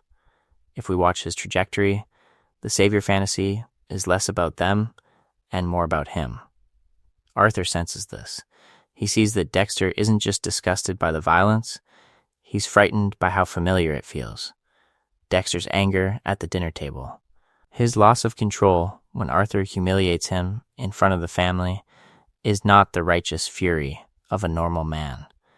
It's self-recognition. Arthur pushes, Dexter cracks, and in that crack, Arthur glimpses the predator underneath. Who explodes like that if they're just a blackmailer? From there, the relational autopsy writes itself. Arthur realizes Dexter's weak points are not his cover story or his code.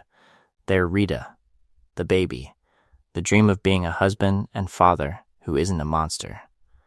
By assuming he can have intimacy with Arthur without consequences, Dexter hands over a map of where to strike. The focus is not just on a plan to kill Trinity that collapses operationally. It's on the deeper failure of believing you can get close to a monster without teaching it how to hurt you. And once Arthur has that map, hello, Dexter Morgan is no longer a twist. It's a promise of where he's going next. Harry's code was never meant to be a personality. It was supposed to be a firewall. Minimize risk. Avoid emotional entanglement. Never draw attention to yourself or your victims.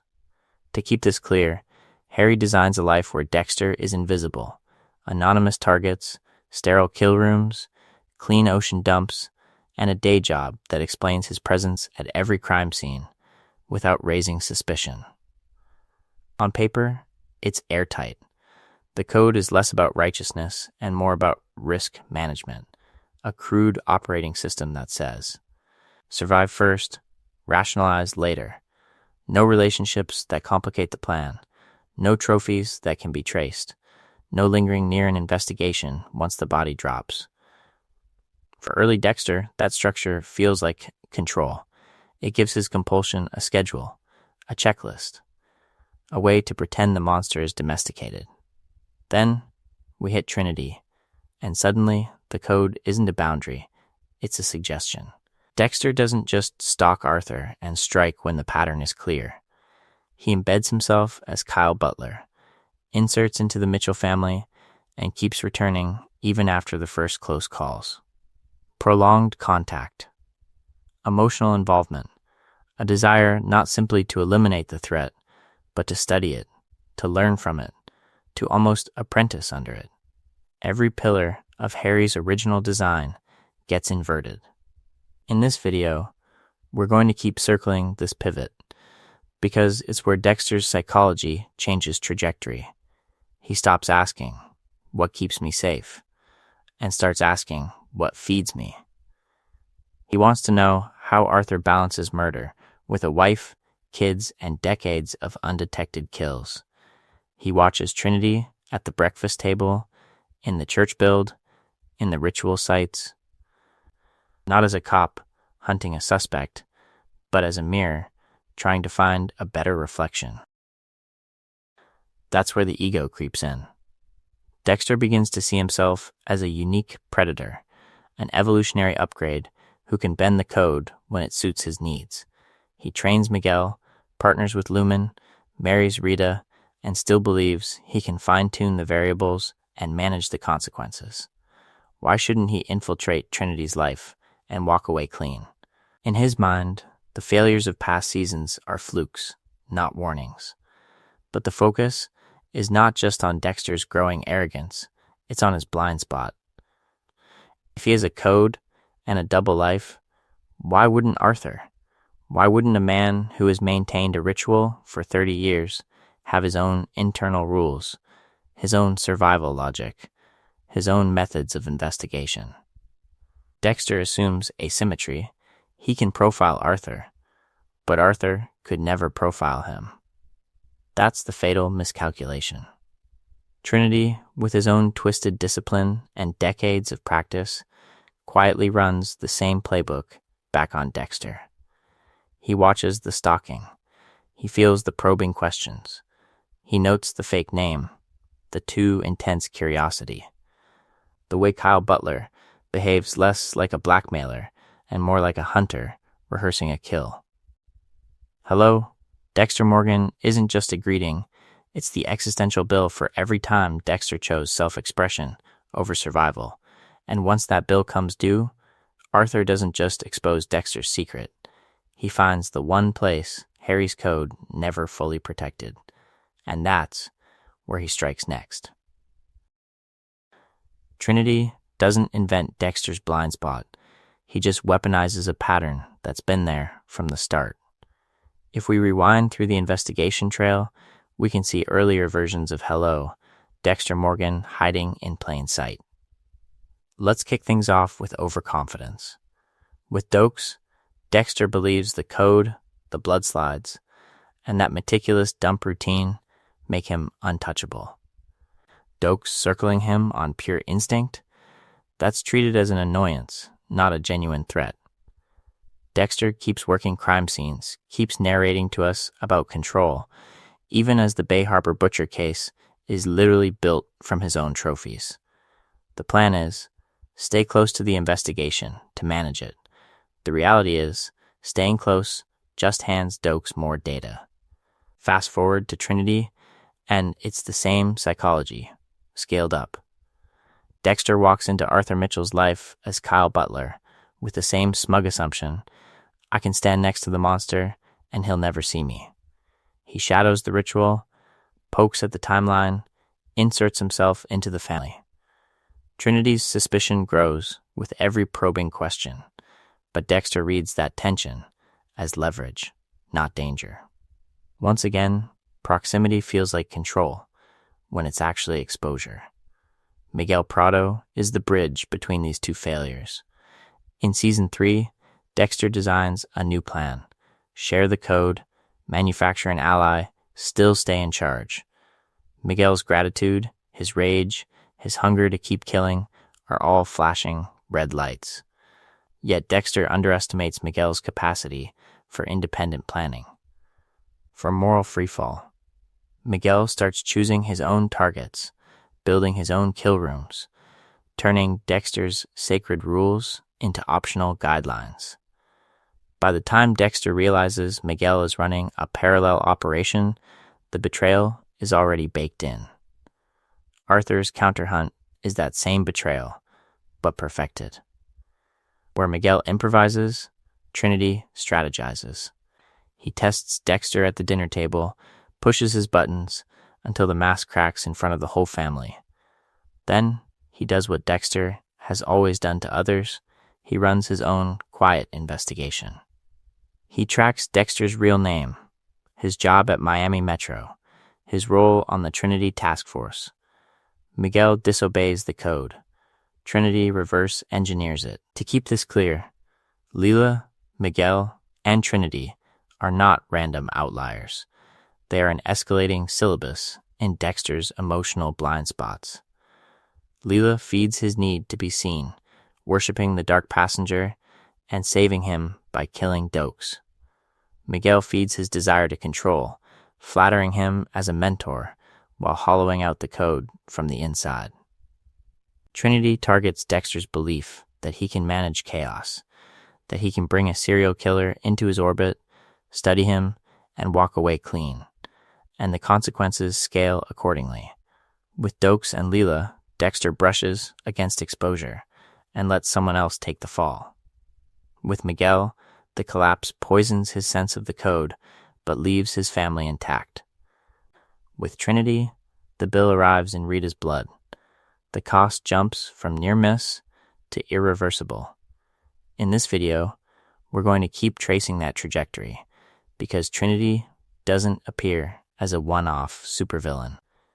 He's the final exam in a class Dexter has been quietly failing since episode 1, and the next seasons show what happens when you try to retake that exam with even less control left to lose. And that final exam exposes something deeper than a single missed clue. It exposes Dexter's entire psychology about other people. To keep this clear, we have to zoom out from Trinity's van, the shattered bathtub, the ruined holiday, and look at the story Dexter is telling himself about the world he moves through. In Dexter's head, most people are sheep, background characters. They shuffle through Miami in straight lines, ruled by impulse and routine, incapable of seeing the predator standing right next to them. That belief is what makes the code feel safe. If no one can really know him, then the plan is simple. Hide in plain sight, follow the ritual, trust that the flock will never look up from their own lives long enough to see the wolf. But that story comes with a built-in blind spot. When you assume everyone is blind, you stop taking early glimmers of sight seriously. A neighbor who glances 1 second too long. A cop who asks the same question twice. A serial killer who tilts his head when Kyle Butler pushes a little too hard about victim selection. These are investigation alarms Dexter would instantly hear if he were on the hunt. When they point back at him, he files them under coincidence and moves on. This is where Arthur Mitchell becomes uniquely dangerous. Trinity doesn't just share Dexter's need for secrecy and pattern, he shares Dexter's predatory literacy. The focus is not just on two killers stalking each other. It's on two men trained by their own survival to notice the same anomalies, the same ritual breaks, the same slips in cover stories. The difference is that Dexter can't imagine he's being read with the same precision he uses on everyone else. Think about their dinner table confrontation. Arthur pokes at Kyle's job, his family, his anger. Dexter snaps, his temper flashes, and the mask fractures in front of an entire household. For anyone else, that's an awkward moment. For Trinity, it's data. He logs the volatility, the hunger, the way this stranger tracks his cycle like a code. This is exactly how Dexter would build a case on a target. Small tells, repeated, until the pattern hardens into certainty. And because Dexter is juggling a double life, the pressure pushes him into shortcuts he would never tolerate in his own investigations. Rushed covers, thin lies, following Arthur too closely, showing up where he shouldn't be. He rationalizes each breach as necessary for the greater plan, assuming no one is as observant as he is. That assumption is the real failure. It's the quiet collapse that happens long before Rita's blood hits the floor. So when Trinity eventually flips the script, when Hello, Dexter Morgan lands like a death sentence, it isn't supernatural intuition. It's what happens when someone equally observant refuses to stay a background character in Dexter's story. In this video, we're going to watch that same blind spot repeat with other predators, other confidants, other sheep who turn out to be wolves, and track how, season by season, that underestimation finishes what Trinity started. Harry teaches Dexter to move through the world like a camera. Always on, always recording. From childhood, the training is an ongoing investigation lesson. Read the room. Read the wound. Read the lie. Harry walks him through crime scenes, pauses on blood spatter, body position, victimology. This is how you find the monster. This is how you pick the right target. To keep this clear, Harry's curriculum has 3 pillars. Observe, select, execute. Watch how people flinch when a cop walks in, how a voice tightens when a question gets close, how a routine changes right after a crime. For Harry, The psychology of the hunt is everything. Dexter learns to track patterns and behavior the way other kids learn multiplication tables. He's rewarded every time he catches something other people miss. But notice what's missing.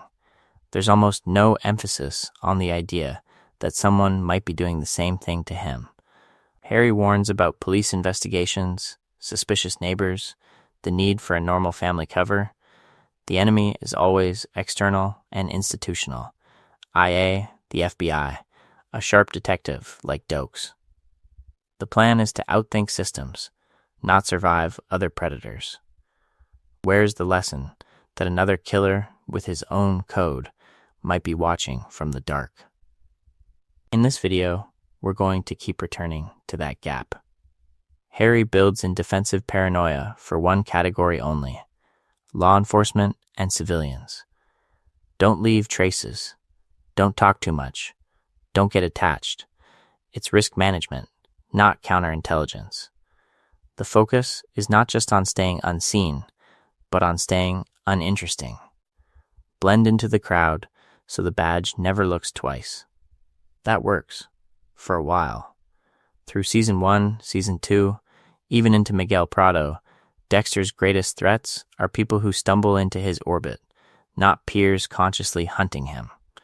So he internalizes a dangerous belief he is the only true predator in the room. He can see everyone, no one can really see him. Isn't that the core illusion of control that props up his entire trajectory? Then we hold that against Trinity. Arthur Mitchell doesn't have a Harry. No mentor, no structured code handed down as a twisted gift. He builds his own ritual through pain, guilt, and constant fear of exposure. And because he has no protective father figure promising he can manage this, his baseline assumption is different. Someone could always be watching. Someone could always be putting the pieces together. So Arthur lives like a man under siege. He scans crowds, he alters routes, he senses when someone's questions cut too deep. Where Harry trains Dexter to see, Arthur trains himself to feel seen. That's a crucial inversion. Which mindset is more likely to notice when a stranger named Kyle Butler starts circling his family? Asking forensic-level questions about his ritual? Each major section will show a version of the same imbalance. But Trinity is the first enemy who truly exploits the design flaw. Harry built a hunter, not a counterintelligence agent. And when a fellow hunter realizes that, what does he do with a weapon like Dexter, pointed straight at his head? The next moves Arthur makes answer that question, and they're devastating. And this is where Dexter's life off the table stops being background color and becomes the primary battlefield. Because by Season 4, the pressure isn't just coming from the investigation board at Miami Metro or from Trinity's escalating kills. It's coming from a screaming baby monitor, a minivan, and a mortgage. Let's kick things off with the basic schedule. Night kills, day job, husband duties, new fatherhood. On paper, Dexter thinks he's built a flawless rotation. Stalk Trinity after work, tuck Harrison in, sneak out to prepare a kill room, show up at Miami Metro fresh and analytical the next morning. In his head, the plan is elegant. In practice, it's a slow-motion collapse. We watch the logistics grind him down. He falls asleep at the wheel and crashes the car with Harrison in the back. He hides blood slides in the air conditioner like he's shoving guilt into random crevices. He shows up late to Rita, distracted at work, and sloppy in the field. The central question becomes, how long can he pretend this is still control, not triage? Under that strain, the shortcuts start. Surveillance gets rushed. He tails Arthur with a baby in the car. Cover stories get thin. Work emergency becomes his universal excuse, even when it contradicts his own alibis. He improvises meetings with Trinity as Kyle Butler without proper recon, walking into a serial killer's house blind because the baby's nap schedule and Rita's expectations leave him no time to plan. Fatigue isn't just a mood, it's a structural weakness in the code.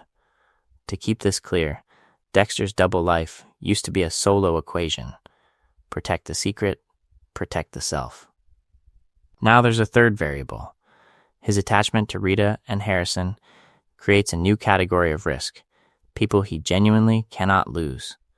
That changes his psychology. The dark passenger isn't just hungry, it's anxious. He kills to maintain a fantasy of safety for them, and that emotional motive makes him reactive, not methodical. He rushes Trinity because Rita's talking about moving, about starting fresh, about leaving the very city that grounds his investigation. And Arthur notices. When Trinity discovers Dexter has a wife, a baby, a neat little suburban home, he recognizes the structure instantly. Family as camouflage. Family as leverage. The focus is not just on Dexter's questions about the ritual anymore. It's on the familiar pattern of a predator hiding in domesticity. Arthur has been running that play for decades. He understands exactly how exposed you are when your mask has bedrooms and birthdays attached. So he attacks there. Along the way, Trinity watches Dexter juggle lies, sees the strain, and realizes that if this man is a threat, the weak point is not his knife hand. It's the people he goes home to. Dexter's double life doesn't just complicate his plans, it hands Trinity a roadmap. Address, spouse, infant son. A ready-made blueprint of consequences waiting to be triggered the moment Dexter moves in for the kill. And when Arthur finally flips the script, he doesn't need to outthink Dexter's code on the table. He only needs to weaponize the family that code was never designed to protect. Dexter walks into this dynamic, convinced he's the one holding the scalpel, but the real incision is happening in his own risk assessment. He doesn't just misread Trinity, he misreads himself. From the first moment he approaches Arthur as Kyle Butler, we hear it in the voiceover. Dexter frames this as a controlled operation, a brilliant long game where he'll extract the ritual, map the pattern, then execute the perfect kill. He narrates his own genius. He tells us he's in control. And even as Arthur's eyes linger too long, even as the family stiffens around this stranger, Dexter treats those reactions as minor variables in a larger, flawless plan. To keep this clear, Dexter's psychology here is not cautious hunter versus dangerous quarry. It's magician, admiring his own trick. When Arthur suddenly disappears from the charity build, when he takes off on that road trip to Tampa, when his mood whiplashes from weeping in a coffin to snarling in a garage, Dexter doesn't log these as escalating danger signs. He logs them as puzzles he's clever enough to solve. A tale that gets burned? Proof he can improvise. A near confrontation in the bathroom? Evidence his cover story is working. This is confirmation bias in a kill room. Every close call becomes, in Dexter's narration, a compliment. When Arthur corners him at the diner and starts probing, "Why are you really here? What do you want from me?" Dexter clocks the suspicion, but he doesn't downgrade the risk. He upgrades his own adaptability. The failure isn't the red flag. The escape is the trophy. Watch the dinner table scene through that lens. Arthur goads him, humiliates Jonah, pushes until Dexter's mask slips, and he slams his hand on the table. The family recoils. Arthur studies him. That's a massive breach of the code, a public loss of control, and a clear signal that Arthur is testing him. Yet, in Dexter's internal monologue, it becomes a necessary slip to protect the mission. The focus is not just on what went wrong, but on how quickly he believes he corrected it. Here's the pattern interrupt. What if the very things Dexter counts as proof of mastery are exactly what give Arthur time to build his counterplan? Each major section will later show this same trajectory, but with Trinity it's stark. By staying embedded, by refusing to pull out when the investigation tightens and Arthur's questions sharpen, Dexter gifts his opponent more access, more data, more leverage. In this video, we're going to keep returning to this gap between confidence and reality, because the consequences here are lethal. Dexter stays in the game long past the point a rational hunter would retreat, convinced that one more day, one more observation will finally lock the pattern. That delay is the opening Arthur needs to follow him back, decode Kyle Butler, and flip the plan entirely. By the time Trinity knows Dexter intends to kill him, it isn't some mystical brilliance. It's the inevitable outcome of Dexter's refusal to imagine he could ever truly lose the upper hand. And the proof of that loss isn't just Trinity walking out of that garage. It's Rita's body in the bathtub, Harrison in her blood, and Dexter whispering, "It was me." From that image forward, the entire trajectory of the show changes. Trinity doesn't just die. He moves into Dexter's psychology as a permanent resident. Season 5 opens on a man who has finally experienced consequences he cannot compartmentalize. Dexter is grieving, guilty, and logistically shattered. No Rita to run interference. No ready-made cover of the perfect suburban husband. Now he's a sole parent, a full-time blood spatter analyst, and a secret killer who still feels the pull of the knives. How do you maintain control when the one person you swore to protect is dead because of your plan? To keep this clear, we're not just talking about sadness. We're talking about a structural collapse. Dexter's family fantasy, his domestic shield, is gone. And with it the illusion that the code can protect the people he loves. Trinity hit his weakest point, not his body, not his evidence trail, but his belief that his world was insulated from his hunting. That's the real wound Season 5 keeps pressing on. We see it in the way Dexter moves through the investigation around Rita's murder. He's suddenly hyper-aware that his enemies can find his home, his wife, his child.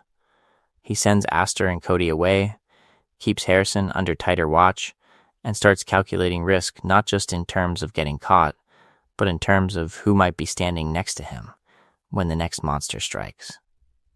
Even when he refuses to fully admit that his own code led Trinity to their door, every decision now carries that shadow question. What if this happens again? In this video, we're going to keep tracking that shadow as it stretches into later seasons. Because on paper, Dexter becomes more cautious. He's warrior with Lumen, more protective with Hannah. More paranoid when the investigation heats up around the Doomsday Killer and later the brain surgeon. He changes apartments, hides Harrison, lies more aggressively to Deb. On the surface, it looks like growth, adaptation, learning, but does he actually stop repeating the same core miscalculation? Not really. He still underestimates Miguel. He still underestimates Travis. He still underestimates Saxon. Again and again, Dexter assumes he can manage the threat, contain the fallout, and keep his family and identity compartmentalized. Trinity already proved that wall is imaginary, yet Dexter keeps rebuilding the same design with slightly thicker bricks. The focus is not just on his grief for Rita, but on how her absence sits in the room every time someone new gets close. When Harrison is threatened in Season 7, when Deb walks in on the church, when Hannah enters the picture, we can feel Trinity there, silently reminding us that the last time Dexter believed he was ahead of the game, a serial killer made it to his bathtub first. Each major section will keep circling that idea. Trinity didn't just win once. He permanently raised the stakes of Dexter's double life, proving that his enemies can know him, track him, and hurt him on a level he once thought impossible. And the next time someone studies Dexter the way he studied Trinity, the damage will cut even deeper. So when we jump to Dexter, New Blood, we're not just in a new town with a new name. We're watching a man who once got outplayed by Trinity try to run the same basic plan again, and convince himself the outcome will be different.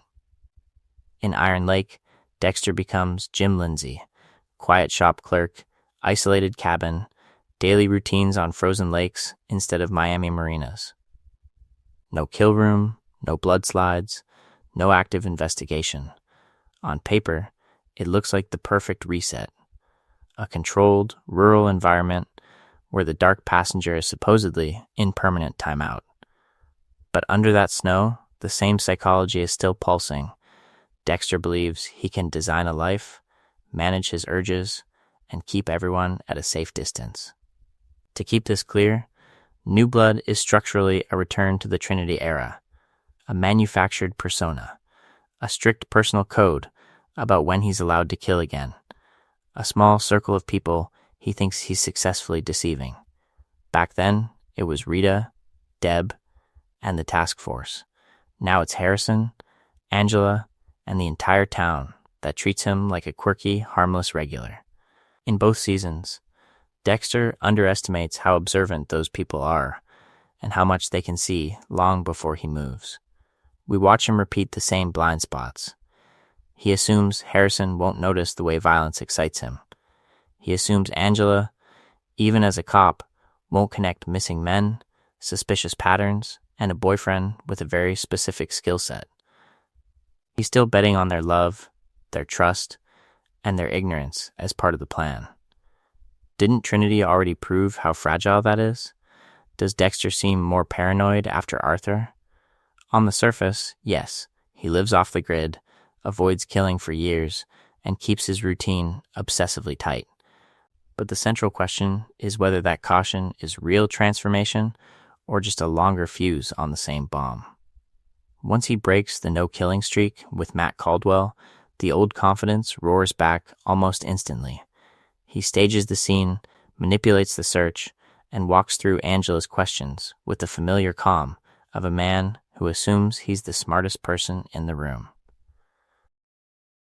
In this video, we're going to keep circling that gap between what Dexter should have learned and what he actually practices. New Blood gives us concrete moments where he still believes he can stay ahead of everyone, coaching Harrison through lies, dismissing Angela's interest in the Bay Harbor butcher case, literally sleeping in the same bed as the woman quietly building an investigation that could expose his entire trajectory. The focus is not just on whether Trinity taught Dexter something, but on how that lesson lingers as dread rather than insight. Trinity proved that someone can read Dexter's rituals, anticipate his moves, and weaponize his blind spots. In New Blood, that realization hangs over Iron Lake like the winter sky. Dexter may never say it out loud, but the ghost of Arthur Mitchell is there every time Harrison stares through him, every time Angela's eyes narrow, reminding us that the next person who knows Dexter is going to kill might not run. They might pull the trigger first. So when Trinity flips the script and moves first, we hit a deeper nerve in the series. It's not just that Dexter loses, it's that the loss exposes a question the show has been circling since season 1. Was Dexter ever actually in control? Or did he just survive long enough to tell himself a flattering story about each disaster? Let's kick things off by revisiting the greatest hits of that illusion. Think about Dokes. Dexter's plan is meticulous. Frame him, contain him, keep the Bay Harbor butcher investigation away from his own doorstep. Then, Leela walks into the cabin, lights the match, and turns Dokes into a charred scapegoat. Dexter didn't anticipate that. He didn't engineer her intervention. But after the smoke clears, he folds it into the myth. The code worked. The plan held. He's still untouchable. Miguel is the same pattern in a different season. Dexter imagines he can manage a partner in killing, teach the code, maintain control over the violence he's unleashing. Instead, Miguel spins out, improvises victims, and forces Dexter into a public, risky confrontation. Again, the plan collapses. Again, once Miguel is on the table, Dexter narrates it as a necessary correction, as if the spiral was always accounted for. Then, Rita. The family fantasy, the suburban camouflage, the idea that he can quarantine the dark passenger from his home. Trinity detonates that fantasy in a bathtub. Operationally, Dexter has just failed at the most basic objective: protect his wife and child. Existentially, he has to decide what this means. And he does what he always does. He rewrites. He tells himself Trinity is the exception, the one failure in an otherwise controlled trajectory. But if we look closely in this video, we're going to see that Trinity is not the exception. He's the one antagonist who refuses to be absorbed into Dexter's narrative. Arthur doesn't die on Dexter's timetable. He doesn't play the role of final target in a cleanly executed plan. He asserts his own agency at every turn, running his own parallel investigation, remapping Dexter's psychology, and finally punishing him where it hurts most. To keep this clear, Trinity is the first enemy who genuinely sees Dexter as a pattern, not a puzzle he can solve and shelve. He recognizes the stalking behavior, the probing questions, the code-like obsession with ritual. He reads Dexter's intent before Dexter has fully articulated it to himself. The moment he says, "Hello, Dexter Morgan," we're not watching a twist. We're watching the collapse of Dexter's myth of control in real time. And that's where the series quietly challenges us. Early on, we buy Dexter as the mastermind, the careful forensics guy, the perfect kill rooms. But once Trinity steps outside that script, we're invited to rewatch everything as a story of escalating loss of control. How many times did Dexter only look powerful because someone else died first? How many close calls were actually other people choosing not to pull the trigger? The central question becomes unsettling. If Trinity could see Dexter's plan before Dexter executed it, how many other characters came closer to the truth than Dexter ever realized? Deb, LaGuerta, even Harrison. Along the way, the show keeps hinting that Dexter isn't the only one doing the watching. And in the next section, we'll follow that hint to its logical conclusion. What if the real investigation running through Dexter's life isn't his, but everyone else's closing in around him? So when we talk about everyone else's investigation, we have to confront the fantasy that made Dexter so seductive in the first place, the idea that he's the only one truly playing the game.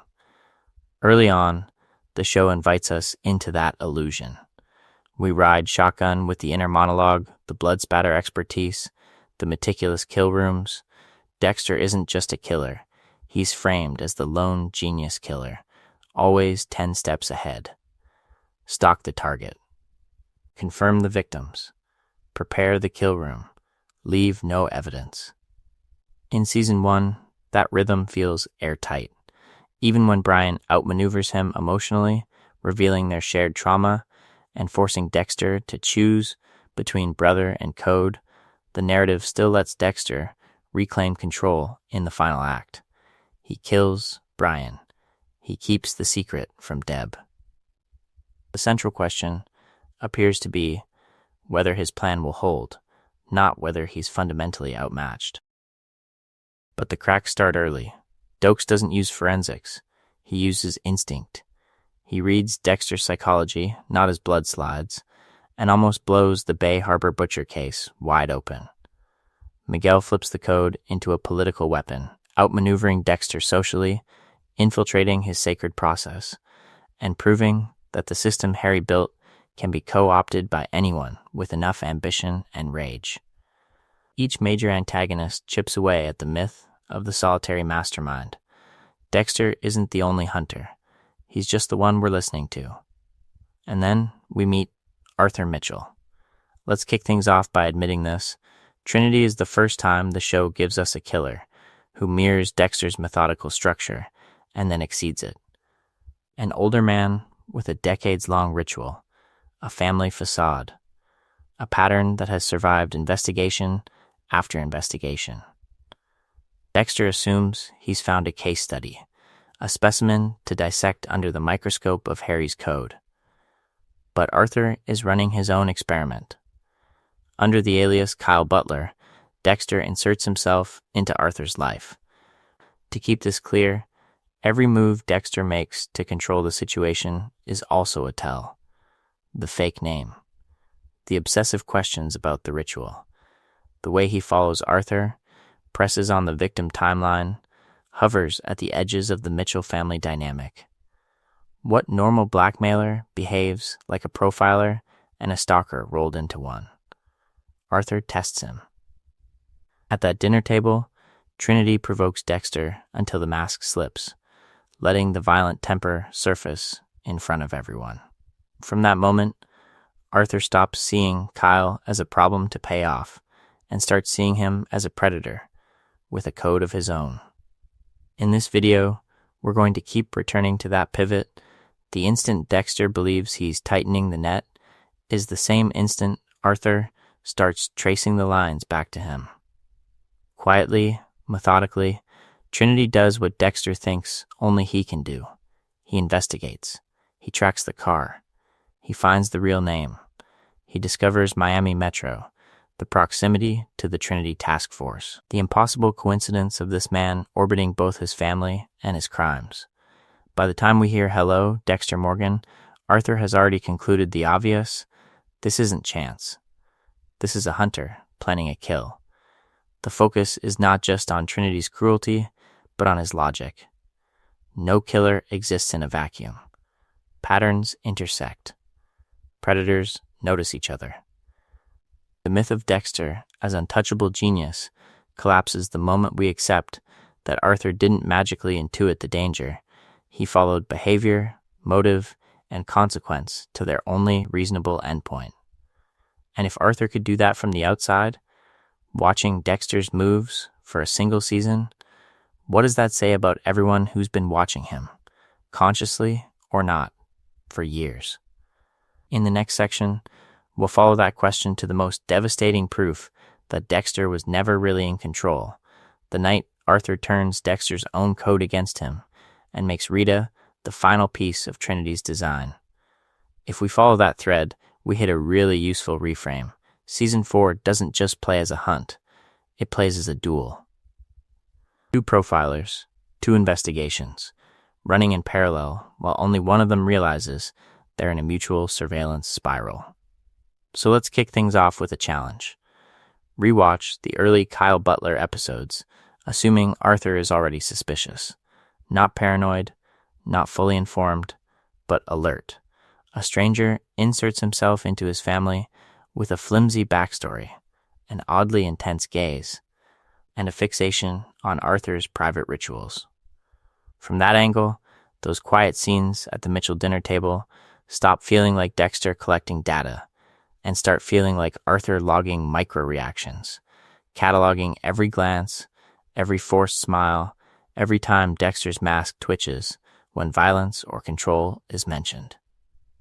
In this video, we're going to lean into that perspective because it exposes a pattern Dexter never sees.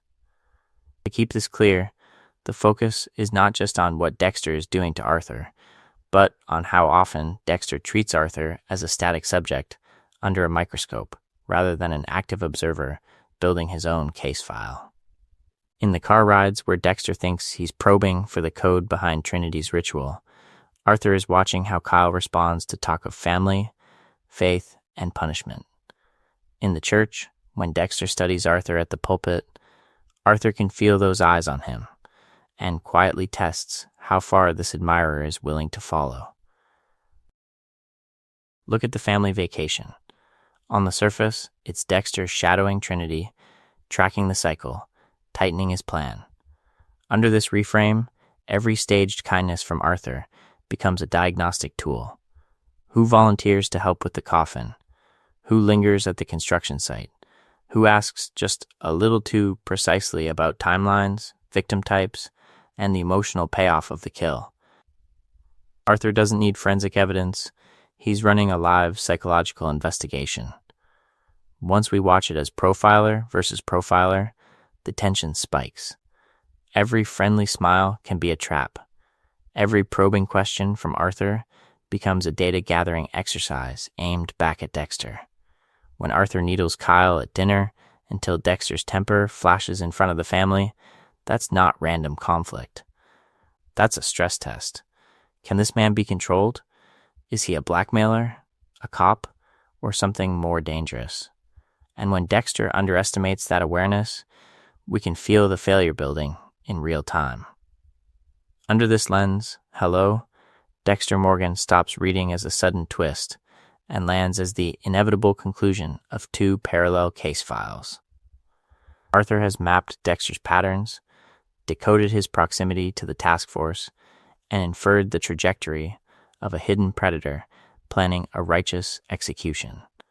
That reveal becomes the moment one profiler calmly lays out his completed investigation on the other. And in the next section, we'll see how Arthur weaponizes that knowledge, turning Dexter's own code and family fantasy into the final proof that Dexter was never the one in control.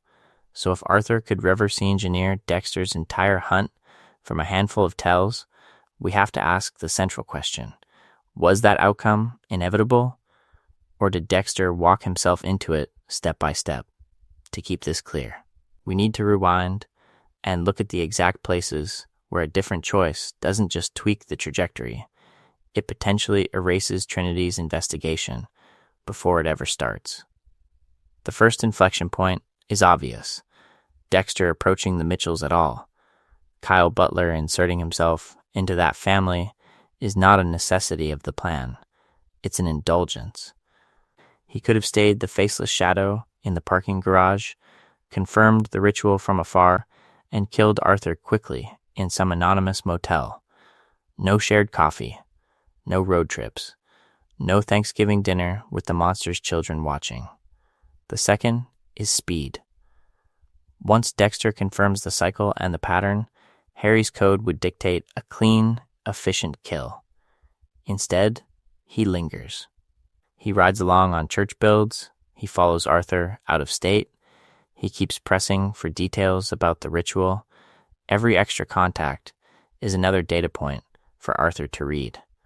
A stricter version of the code, minimal exposure, no emotional entanglement, no unnecessary scenes, would have left Arthur with almost nothing to profile. Because that's the uncomfortable truth, Trinity doesn't catch Dexter through forensic evidence. He catches him through psychology.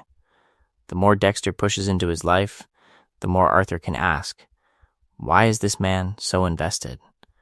Why does he know the timing of my cycle? Why does he watch me like prey? In this video, we're going to keep coming back to this inversion, the hunter revealing himself through the intensity of his hunt. Could Dexter have studied Trinity as deeply as he wanted without triggering those alarms? Realistically, no. To understand Arthur's ritual, he needs proximity.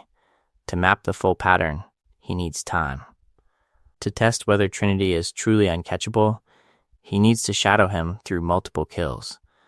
At a certain point, the very depth of Dexter's curiosity is the tell. Any safe plan would have required accepting a shallower profile and a quicker, less satisfying execution.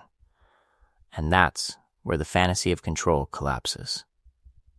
Dexter isn't just gathering intel. He's feeding his ego and his emotional hunger. He wants to believe he can do what Harry couldn't: study a serial killer up close, decode him, maybe even fix something in himself by seeing his reflection. He wants the mentor, the mirror, the case study. The code says, end it. Dexter says, not yet. Pattern interrupt. Imagine a Dexter who actually walks away after confirming the first kill. No family breakfasts, no Kyle Butler, no Rita in a bathtub. Tactically, that version could keep his cover indefinitely. But by season 4, that Dexter doesn't exist. The man we're watching is already addicted to the fantasy of being both scientist and executioner, both family man and apex predator. So, in theory, yes, he could have kept the mask on. In practice, the very impulses that made Trinity fascinating to him made the safe path psychologically impossible. And in the next section, we'll watch how that impossibility cashes out, not just in Arthur's counterattack, but in the permanent damage to every relationship Dexter claimed he was killing to protect. Once Arthur understands that Kyle Butler is a mask and Dexter is the real predator in the room, the game changes. The central question becomes brutally simple. From that moment on, was Rita already dead, or did Arthur still have meaningful choices? To keep this clear, we can map Arthur's options the same way Dexter maps a kill. He can flee. He can confront and try to kill Dexter directly. Or he can do what he's always done best, poison a family from the inside out and let the consequences echo through generations. Each path offers a different balance of control, risk, and psychological impact. On paper, fleeing looks like the rational move. Arthur has read the investigation board in Miami Metro. He knows the task force is tightening around Trinity.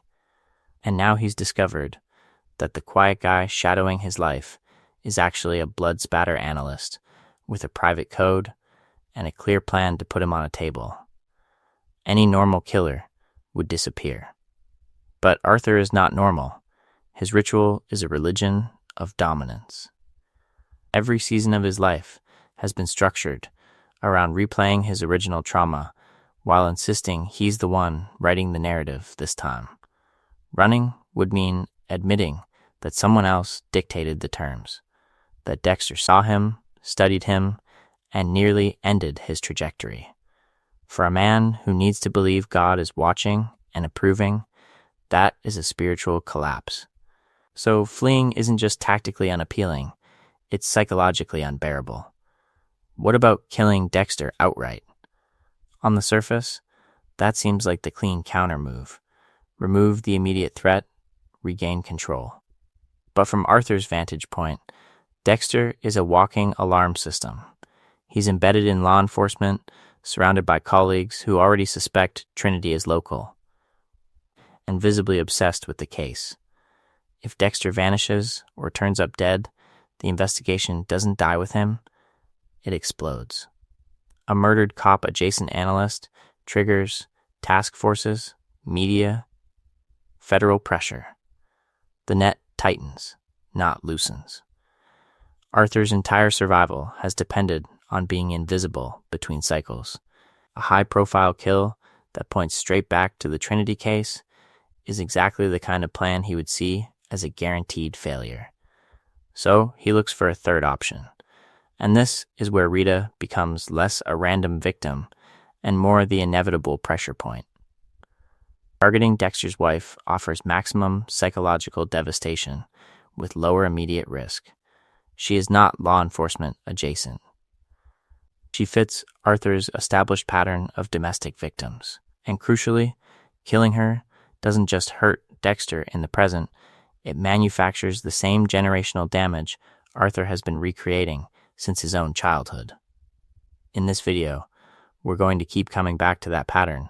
Arthur doesn't just kill, he engineers legacies of grief. By the time he says, "Hello, Dexter Morgan," he's already reverse engineered Dexter's plan and decided on a counter ritual. He will leave Dexter alive, broken, and surrounded by the ruins of his own fantasy of control. So was Rita's murder strictly inevitable? No, but once Arthur fully grasps who Dexter is and what he intended to do, it is the move most consistent with Arthur's psychology, his ritual, and his need to author the final chapter. And in the next section, we'll see how that choice doesn't just punish Dexter in the moment, but quietly sets up the next, even darker failure, waiting in Harrison's future. So when does Dexter actually lose to Trinity? Is it in the garage, with that quiet "Hello, Dexter Morgan," or in the bathroom, with Harrison sitting in blood that isn't his? To keep this clear, we have to separate two different deaths, the death of Dexter's plan and the death of Dexter's life as he thought it could be. In the garage, the failure is surgical. Concrete floor. Fluorescent hum. Arthur walks toward his car like any suburban dad, and then he says Dexter's real name, not Kyle Butler, Dexter Morgan. In that instant, the entire investigation flips polarity. The hunter realizes the prey has been tracking him the whole time. Arthur knows the name, the job at Miami Metro, the proximity to the Trinity Task Force. He knows Dexter isn't a blackmailer or a fan. He's a hidden predator following a code of his own. This is the moment Dexter's illusion of control collapses on a strategic level. Every safeguard he trusted, fake identity, compartmentalized life, careful stalking, has already been reverse engineered. Arthur has done his own quiet profiling, his own off-screen plan. The central question in that garage is no longer will Dexter catch Trinity, it's how long has Trinity been ahead of him? And the answer is long enough to walk away from a kill-ready Dexter and still hit him where it hurts most. Watch Dexter's reaction. There's a half second of pure shock, then a scramble to reassert the plan. He lunges, he threatens, he tries to drag Arthur back into the narrative he wrote in his head. Trinity on the table, plastic wrap, one last slide. But Arthur just smiles, names Rita, names the baby, and drives off. Control is gone. The operational season Dexter thought he was authoring ends right there, in a failed grab and a taillight disappearing into daylight. Then we cut to the bathroom. Same man, same failure, but now the consequences are no longer theoretical. White tiles, pink water, Rita's body in the tub, Harrison on the floor, in a mirror of Dexter's own origin. If the garage is where the plan dies, this is where Dexter's entire identity as husband, father, and protector bleeds out beside her. Here, the loss is existential. The focus is not just on a missed kill, it's on the revelation that his code, his careful double life, his fantasy of a safe family trajectory, have all been feeding the very violence he thought he was containing. In this video, we're going to keep returning to this pattern. First, the tactical failure, then the human cost. Along the way, we see Dexter move from stunned denial in the garage to numb, almost dissociated horror in the bathroom, realizing in stages that there is no version of his plan that doesn't eventually end in that tub. So when does he truly lose? Both times. The garage is the execution of his control. The bathroom is the verdict on what that control was ever worth. And once we've seen that garage and that bathroom, it becomes very hard to pretend Trinity is an outlier. He's the template, the cleanest demonstration of what Dexter's life actually looks like whenever the plan meets reality. Let's kick things off by zooming out. Think about the major collapses across the series. Dokes cornering him in the cabin, Leela blowing up the crime scene and murdering Dokes to save Dexter, Miguel turning the code into a political weapon, Trinity decoding him and killing Rita, Saxon baiting him into that hospital showdown, and finally, New Blood, where the entire Iron Lake fantasy implodes with Harrison holding the rifle. Different seasons, different cities, different cover stories, same trajectory, control, crack, collapse. To keep this clear, we can trace the same pattern running underneath all of them. First, overconfidence. Dexter believes the code, his forensics job, and his rituals make him untouchable. Second, emotional entanglement. The people he pulls close, Dokes as a professional rival, Leela as a savior, Miguel as a student, Trinity as a father, Saxon as a symbolic loose end, Harrison as a fresh start, become variables he cannot script. Third, underestimating the other person's intelligence and recognizing the danger only when it's already too late. Trinity is where that pattern crystallizes. In this video, we're going to treat Arthur Mitchell less as a twist villain and more as a diagnostic tool. Dexter walks into that relationship assuming he's the only predator in the room. He inserts himself into Arthur's family as Kyle Butler, probes the ritual, follows him, studies his psychology, convinced he's running an undercover operation. But Arthur is running his own investigation. He notices the obsessive questions, the rehearsed backstory, the way Kyle appears exactly where the hunt tightens. When he finally says, "Hello, Dexter Morgan," it's not a guess. It's the verdict on weeks of quiet pattern recognition. And once we've watched Trinity do that, something shifts in how we read everyone else. Dokes' instincts, Miguel's paranoia, Deb's nagging suspicions, even Harrison's moral revulsion in New Blood, all start to feel less like near misses and more like partial decryptions of the same secret. If Arthur can follow the behavioral trail to the truth, how many others got closer than the show explicitly admits? How many conversations now play like people almost saying what they can't quite name? There's a pattern interrupt here that changes a rewatch. Dexter's narration stops feeling like an authoritative guide and starts sounding tragically unreliable. When he tells us he has everything under control with Leela, we remember the cabin. When he insists Miguel is safe inside the code, we remember Ellen Wolf. When he reassures us that Saxon is handled, we remember Deb on that ventilator. The focus is not just on the kills anymore, but on the gap between what Dexter thinks is happening and what we now know is coming. In that light, Trinity isn't just the scariest villain. He's the clearest embodiment of the central theme. Dexter's life is not defined by his mastery, but by the moments that shatter it and leave him standing in the bathroom, staring at the consequences he never planned for. From Rita's body in the bathtub to Dexter bleeding out in the snow, the pattern holds. The man who swore he could control every variable dies, exposed, cornered, and killed by his own son in New Blood. Harrison doesn't just pull the trigger, he pulls down the last piece of Dexter's myth, forcing him to admit that every plan to manage the darkness has only spread it.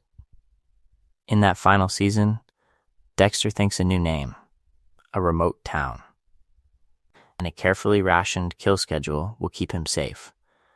Iron Lake is supposed to be the reset, the clean slate, the upgraded version of the code. Instead, the investigation tightens, the bodies accumulate, and Angela does what so many people in Dexter's life almost did. She follows the trail he leaves without realizing it. The collapse is total. His job, his lies, his relationships, his improvisations, all of it fails at once. To keep this clear, we can trace that endgame straight back to Trinity. Arthur doesn't just scare Dexter, he disproves Dexter's operating system.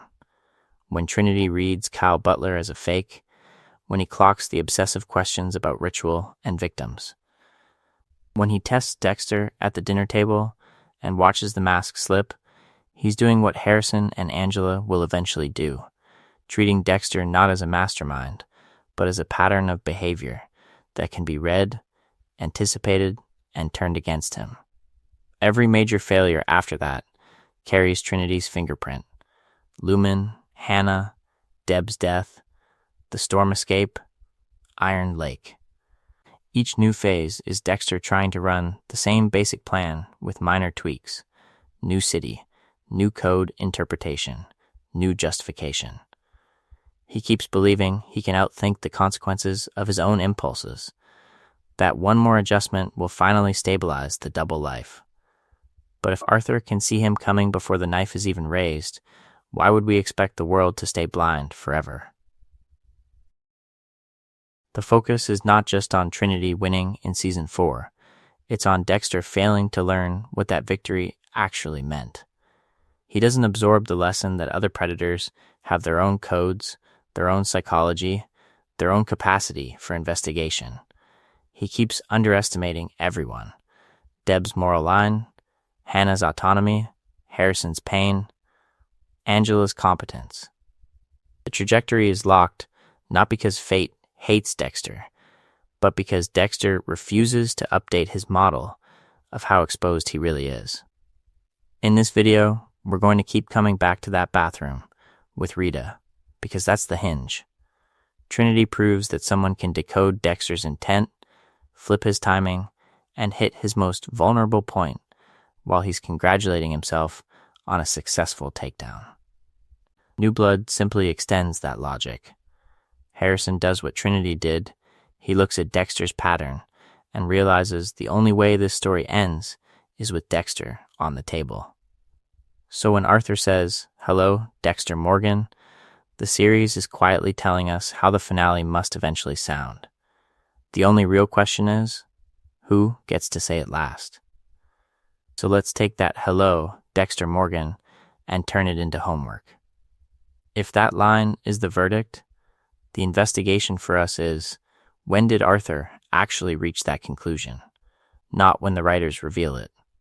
When Arthur, in his own twisted psychology, crosses the line from vague suspicion to a clear internal plan, this man is going to kill me. To keep this clear, we can map out the candidate moments. First, the rooftop. Dexter, as Kyle Butler, is far too invested in the ritual. He's not just scared or blackmailing, he's fascinated by the cycle, the pattern, the control. Does Arthur clock, right there, that this isn't a normal extortion attempt, but another predator studying his code? Then we have the dinner meltdown. Trinity pushes. He needles Dexter in front of his family, chips away at the suburban mask, until Dexter snaps and slams his hand on the table. The room freezes. Arthur's eyes don't show surprise. They show confirmation. Is that the instant he realizes this Kyle has the same barely contained violence he spent a lifetime managing in himself? Next, the stalking patterns. Dexter follows Arthur, shadows his bank trips, his construction sites, his hotel rooms. Every time Dexter thinks he's invisible, Arthur leaves a tiny reaction behind. A glance in a mirror, a pause before getting in the car, a shift in tone when Kyle appears somewhere he shouldn't. If we treat Arthur like Dexter, these are surveillance notes, not coincidences. And then, the Miami Metro discovery. When Arthur flips the script, he tracks Kyle Butler back to Dexter Morgan. He learns the job. The proximity to the task force. The way Dexter's life orbits the very investigation hunting Trinity. At that point, does Arthur simply know Dexter is dangerous? Or does he know Dexter's trajectory ends with him on a table? Along the way, there are micro-tells. The way Arthur's voice flattens when he says, "Thank you, Kyle," after being rescued from the suicide attempt. The extra beat he holds Dexter's gaze when they talk about family. The shift from paternal to predatory in his posture once he's seen Dexter's house. These are small, but they don't belong to a man who's still in the dark. In this video, we're going to treat that as a rewatch challenge. Part of the fun is turning Arthur into a case file and profiling his reactions the way he's profiling Dexter. When does his demeanor change from wary to intrigued to certain? When does he start planning his own counterkill? Each major section will have its own forensic focus, but here we hand the scalpel to the audience. Rewatch Season 4. Track Arthur's eyes, his pauses, his tonal shifts. Then come back and drop your timestamp theories in the comments. If the central question is, when did Trinity know Dexter was going to kill him? The most interesting answer might be the one this community builds together, because the real twist may be this. The moment Arthur knows might be much earlier than Dexter ever imagines. If Trinity is the apex example of someone quietly solving Dexter, he's not an outlier.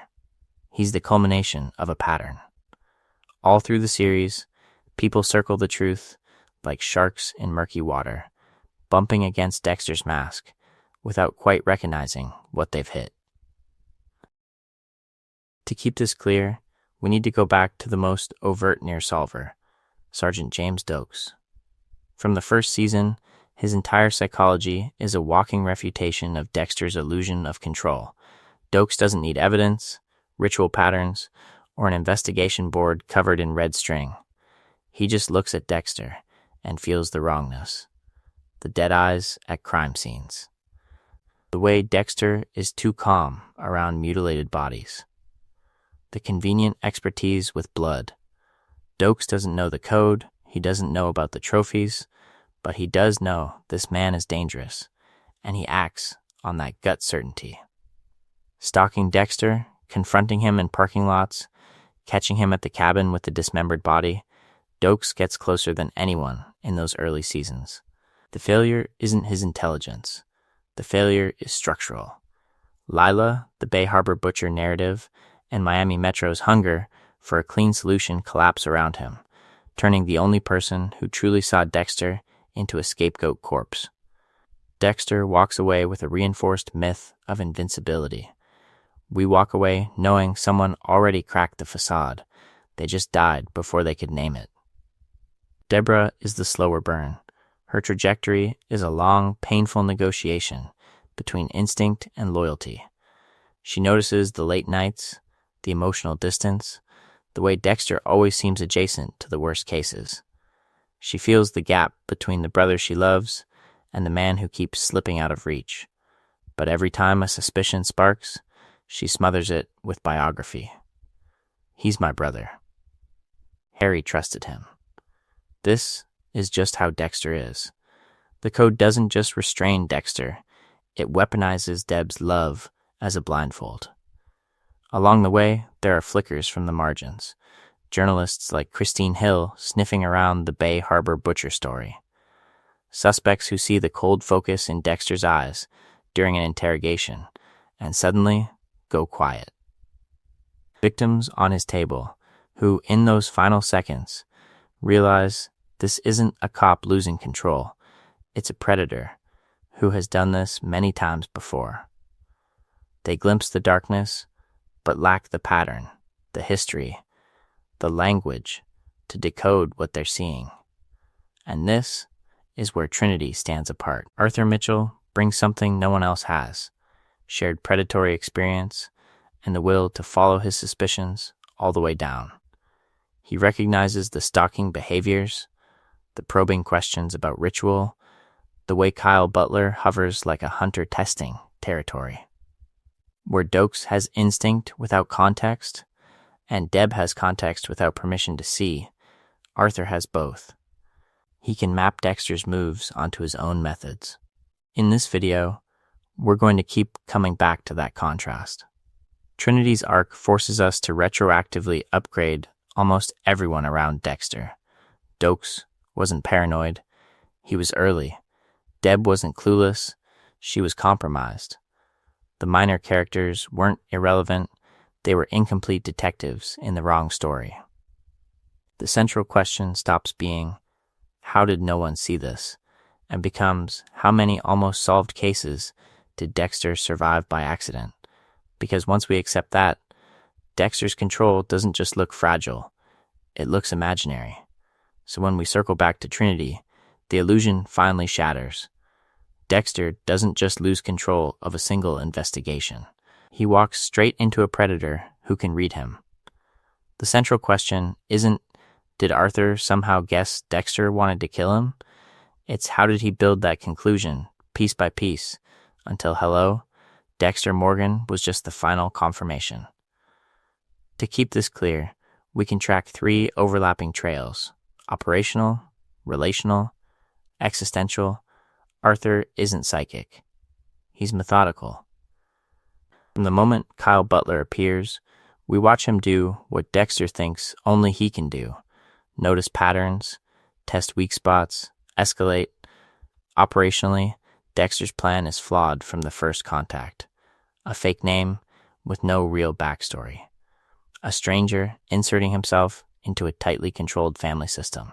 Visible stalking at the build site. The rooftop confrontation, where Dexter literally pushes Trinity over the edge and then pretends it never happened. What kind of harmless admirer does that? Arthur files it away. Then, when he eventually uncovers that Kyle works at Miami Metro, on the very task force hunting Trinity, the long-term pattern locks in. This isn't a random blackmailer. This is a professional liar with proximity, access, and a timeline that matches the killings. Relationally, Dexter gives himself away even faster. He doesn't just watch the Mitchells, he penetrates the family. He shows up at their house, inserts himself at the dinner table, tries to rescue the kids, and plays savior to a woman he's only just met. That's not normal curiosity. That's obsession. At dinner, Arthur turns the screws. He provokes Dexter, humiliates Jonah, and watches the mask crack as Dexter's temper explodes in front of everyone. Who risks a cover that fragile for the sake of a boy he barely knows? Only someone with a deeper, darker investment in the man abusing him. And underneath both of those trails is the existential one. Dexter approaches Trinity not as a cop, not as a victim, but as a hungry mirror seeker. He wants to understand the ritual, the cycle, the code beneath the killings. In this video, we're going to keep returning to that psychology. Dexter's ego convinces him he can step outside Harry's code when it suits him. The focus is not just on the lies he tells others, but on the permission slip he writes for himself. Arthur sees it in his questions, in his fixation on the pattern, in the way his eyes sharpen whenever death is on the table. This isn't fear, it's recognition. Step by step, Arthur watches, tests, investigates, and confirms. The man calling himself Kyle Butler is a hidden killer. He's building a plan. He's closing in to erase a rival. So Arthur does the one thing Dexter never truly prepares for. He flips the script, walks out of the kill room, and hits Dexter's real life. And by the time Rita's body is waiting in that bathtub, it's clear. Trinity didn't just survive Dexter's plan. He finished the collapse Dexter started. Because if Trinity can decode him, who else can? And what happens when the next predator isn't a serial killer, but his own son, his own sister, his own town? So now we hand the knife over to you. If Trinity can decode Dexter this precisely, then the central question becomes, where, exactly, do we think Arthur first sees through the mask and realizes this Kyle Butler is a predator lining up a kill? Not just the hello Dexter Morgan moment. Earlier, sharper, more unsettling. Is it the way Dexter fixates on the ritual in the house build? The look Arthur gives him when he shows up uninvited at the Mitchell home? That dinner table confrontation where Arthur keeps pushing and pushing until Dexter's temper fractures his suburban act in front of the whole family? Tell us the exact scene or line where, in your view, Trinity crosses the line from wary to certain, and why you read it that way. To keep this clear, think of it like your own investigation. You're building a case file on Arthur's perspective. What patterns is he tracking? What behavior would tip him from blackmailer to serial killer planning my murder?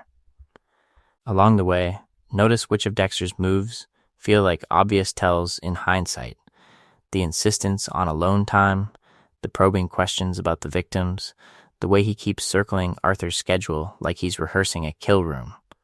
We also want to know which of Dexter's mistakes in this arc feels most unforgivable to you. Is it inserting himself into the Mitchell family at all, letting Arthur see his rage at the dinner table? Failing to lock Trinity down when he has him on the table and walking away because the plan demands a perfect tableau? And the harder question, do you believe Rita could have been saved if Dexter had made different choices? Or was her death baked into the trajectory of his need for control? In this video, we're going to keep treating these seasons as psychological case files, but you get to help decide the next subject. Which other arcs or characters should we break down through this every time the plan fell apart lens?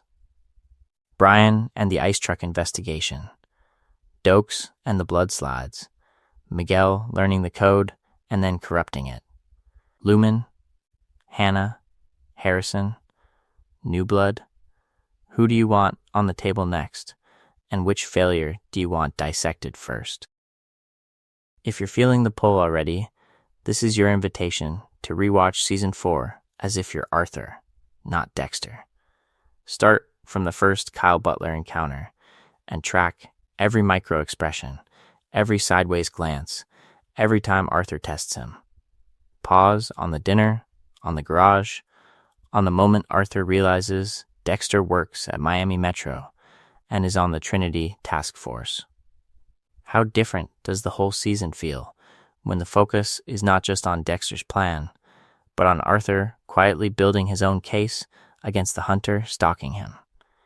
Each major section will keep pushing this idea that Dexter's life is less a master strategy and more a slow-motion collapse. Next, we'll widen the frame beyond Trinity and follow how these failures echo into later seasons, turning Dexter's world and everyone in it into an expanding field of psychological crime scenes, from plastic wrap pulled tight over anonymous faces to hammers resting beside spotless bathtubs. We've watched Dexter's ritual look like absolute control, every angle measured, every contingency covered. But when we loop back over those images now, after Trinity, they stop looking like trophies of mastery and start reading like price tags.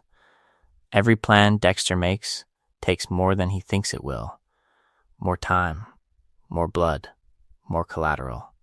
The central question that haunted this season is not just how did Trinity know, but how did Dexter not? In this video, we're going to leave Dexter where Season 4 leaves him, standing inside the wreckage of a plan that looked airtight on paper and disintegrated the moment it collided with another predator's psychology. To keep this clear, we have to see Trinity's story not as a side plot, but as a parallel investigation, one we almost never see on screen, but always feel in the consequences. Think about that quiet, unnerving stretch of episodes where Kyle Butler inserts himself into Arthur Mitchell's life. On the surface, it's Dexter infiltrating a target. Underneath, it's Arthur conducting his own slow autopsy. He clocks the fake name. He notes the obsessive questions about the ritual, the victims, the timing. He pushes at Dexter over dinner until the mask slips and the temper flashes. From Trinity's point of view, this is not a fan, not a blackmailer. This is a hunter rehearsing a kill. The irony is brutal. Dexter builds his entire identity on reading killers, decoding patterns, reverse engineering their plans, yet the man who reads him most accurately is one of those killers. And Dexter doesn't realize he's the subject of someone else's case file until the trap is already shut. Each major section will keep circling this idea that what Dexter calls a code is, to someone like Arthur, just a visible pattern of behavior, begging to be exploited. By the time we reach that elevator reveal and hear "Hello, Dexter Morgan," we are not watching a twist. We are watching a diagnosis being delivered. Trinity has already done the legwork, tracking Dexter back to Miami Metro, connecting him to the task force, understanding that this quiet blood spatter analyst with the too intense stare has been planning his murder. Arthur doesn't guess Dexter wants to kill him. He confirms it, then flips the script. And that flip is everything. Dexter believes he's isolated the threat, contained the danger within his kill room blueprint. Arthur walks out of that blueprint and into Dexter's actual life. Rita's death is not random cruelty. It's the invoice for every moment Dexter assumed his family existed outside the blast radius of his plans. So we're left with one last, uncomfortable question. If Dexter could miss the trap Arthur was building around him, right under his nose, inside his own investigation, what else did he miss? How many other near disasters, quiet warnings, and relational fault lines were there that he never read, because they didn't fit the story he was telling himself about being in control? The focus is not just on Trinity outsmarting Dexter, but on the myth of the perfect plan finally collapsing in that bathroom. The plastic wrap, the hammers, the bathtubs, they were never symbols of safety. They were symbols of a man who mistook procedure for protection. When Arthur says, "Hello, Dexter Morgan," the season isn't just revealing a secret, it's pronouncing a verdict. The illusion is over. The hunter has been seen.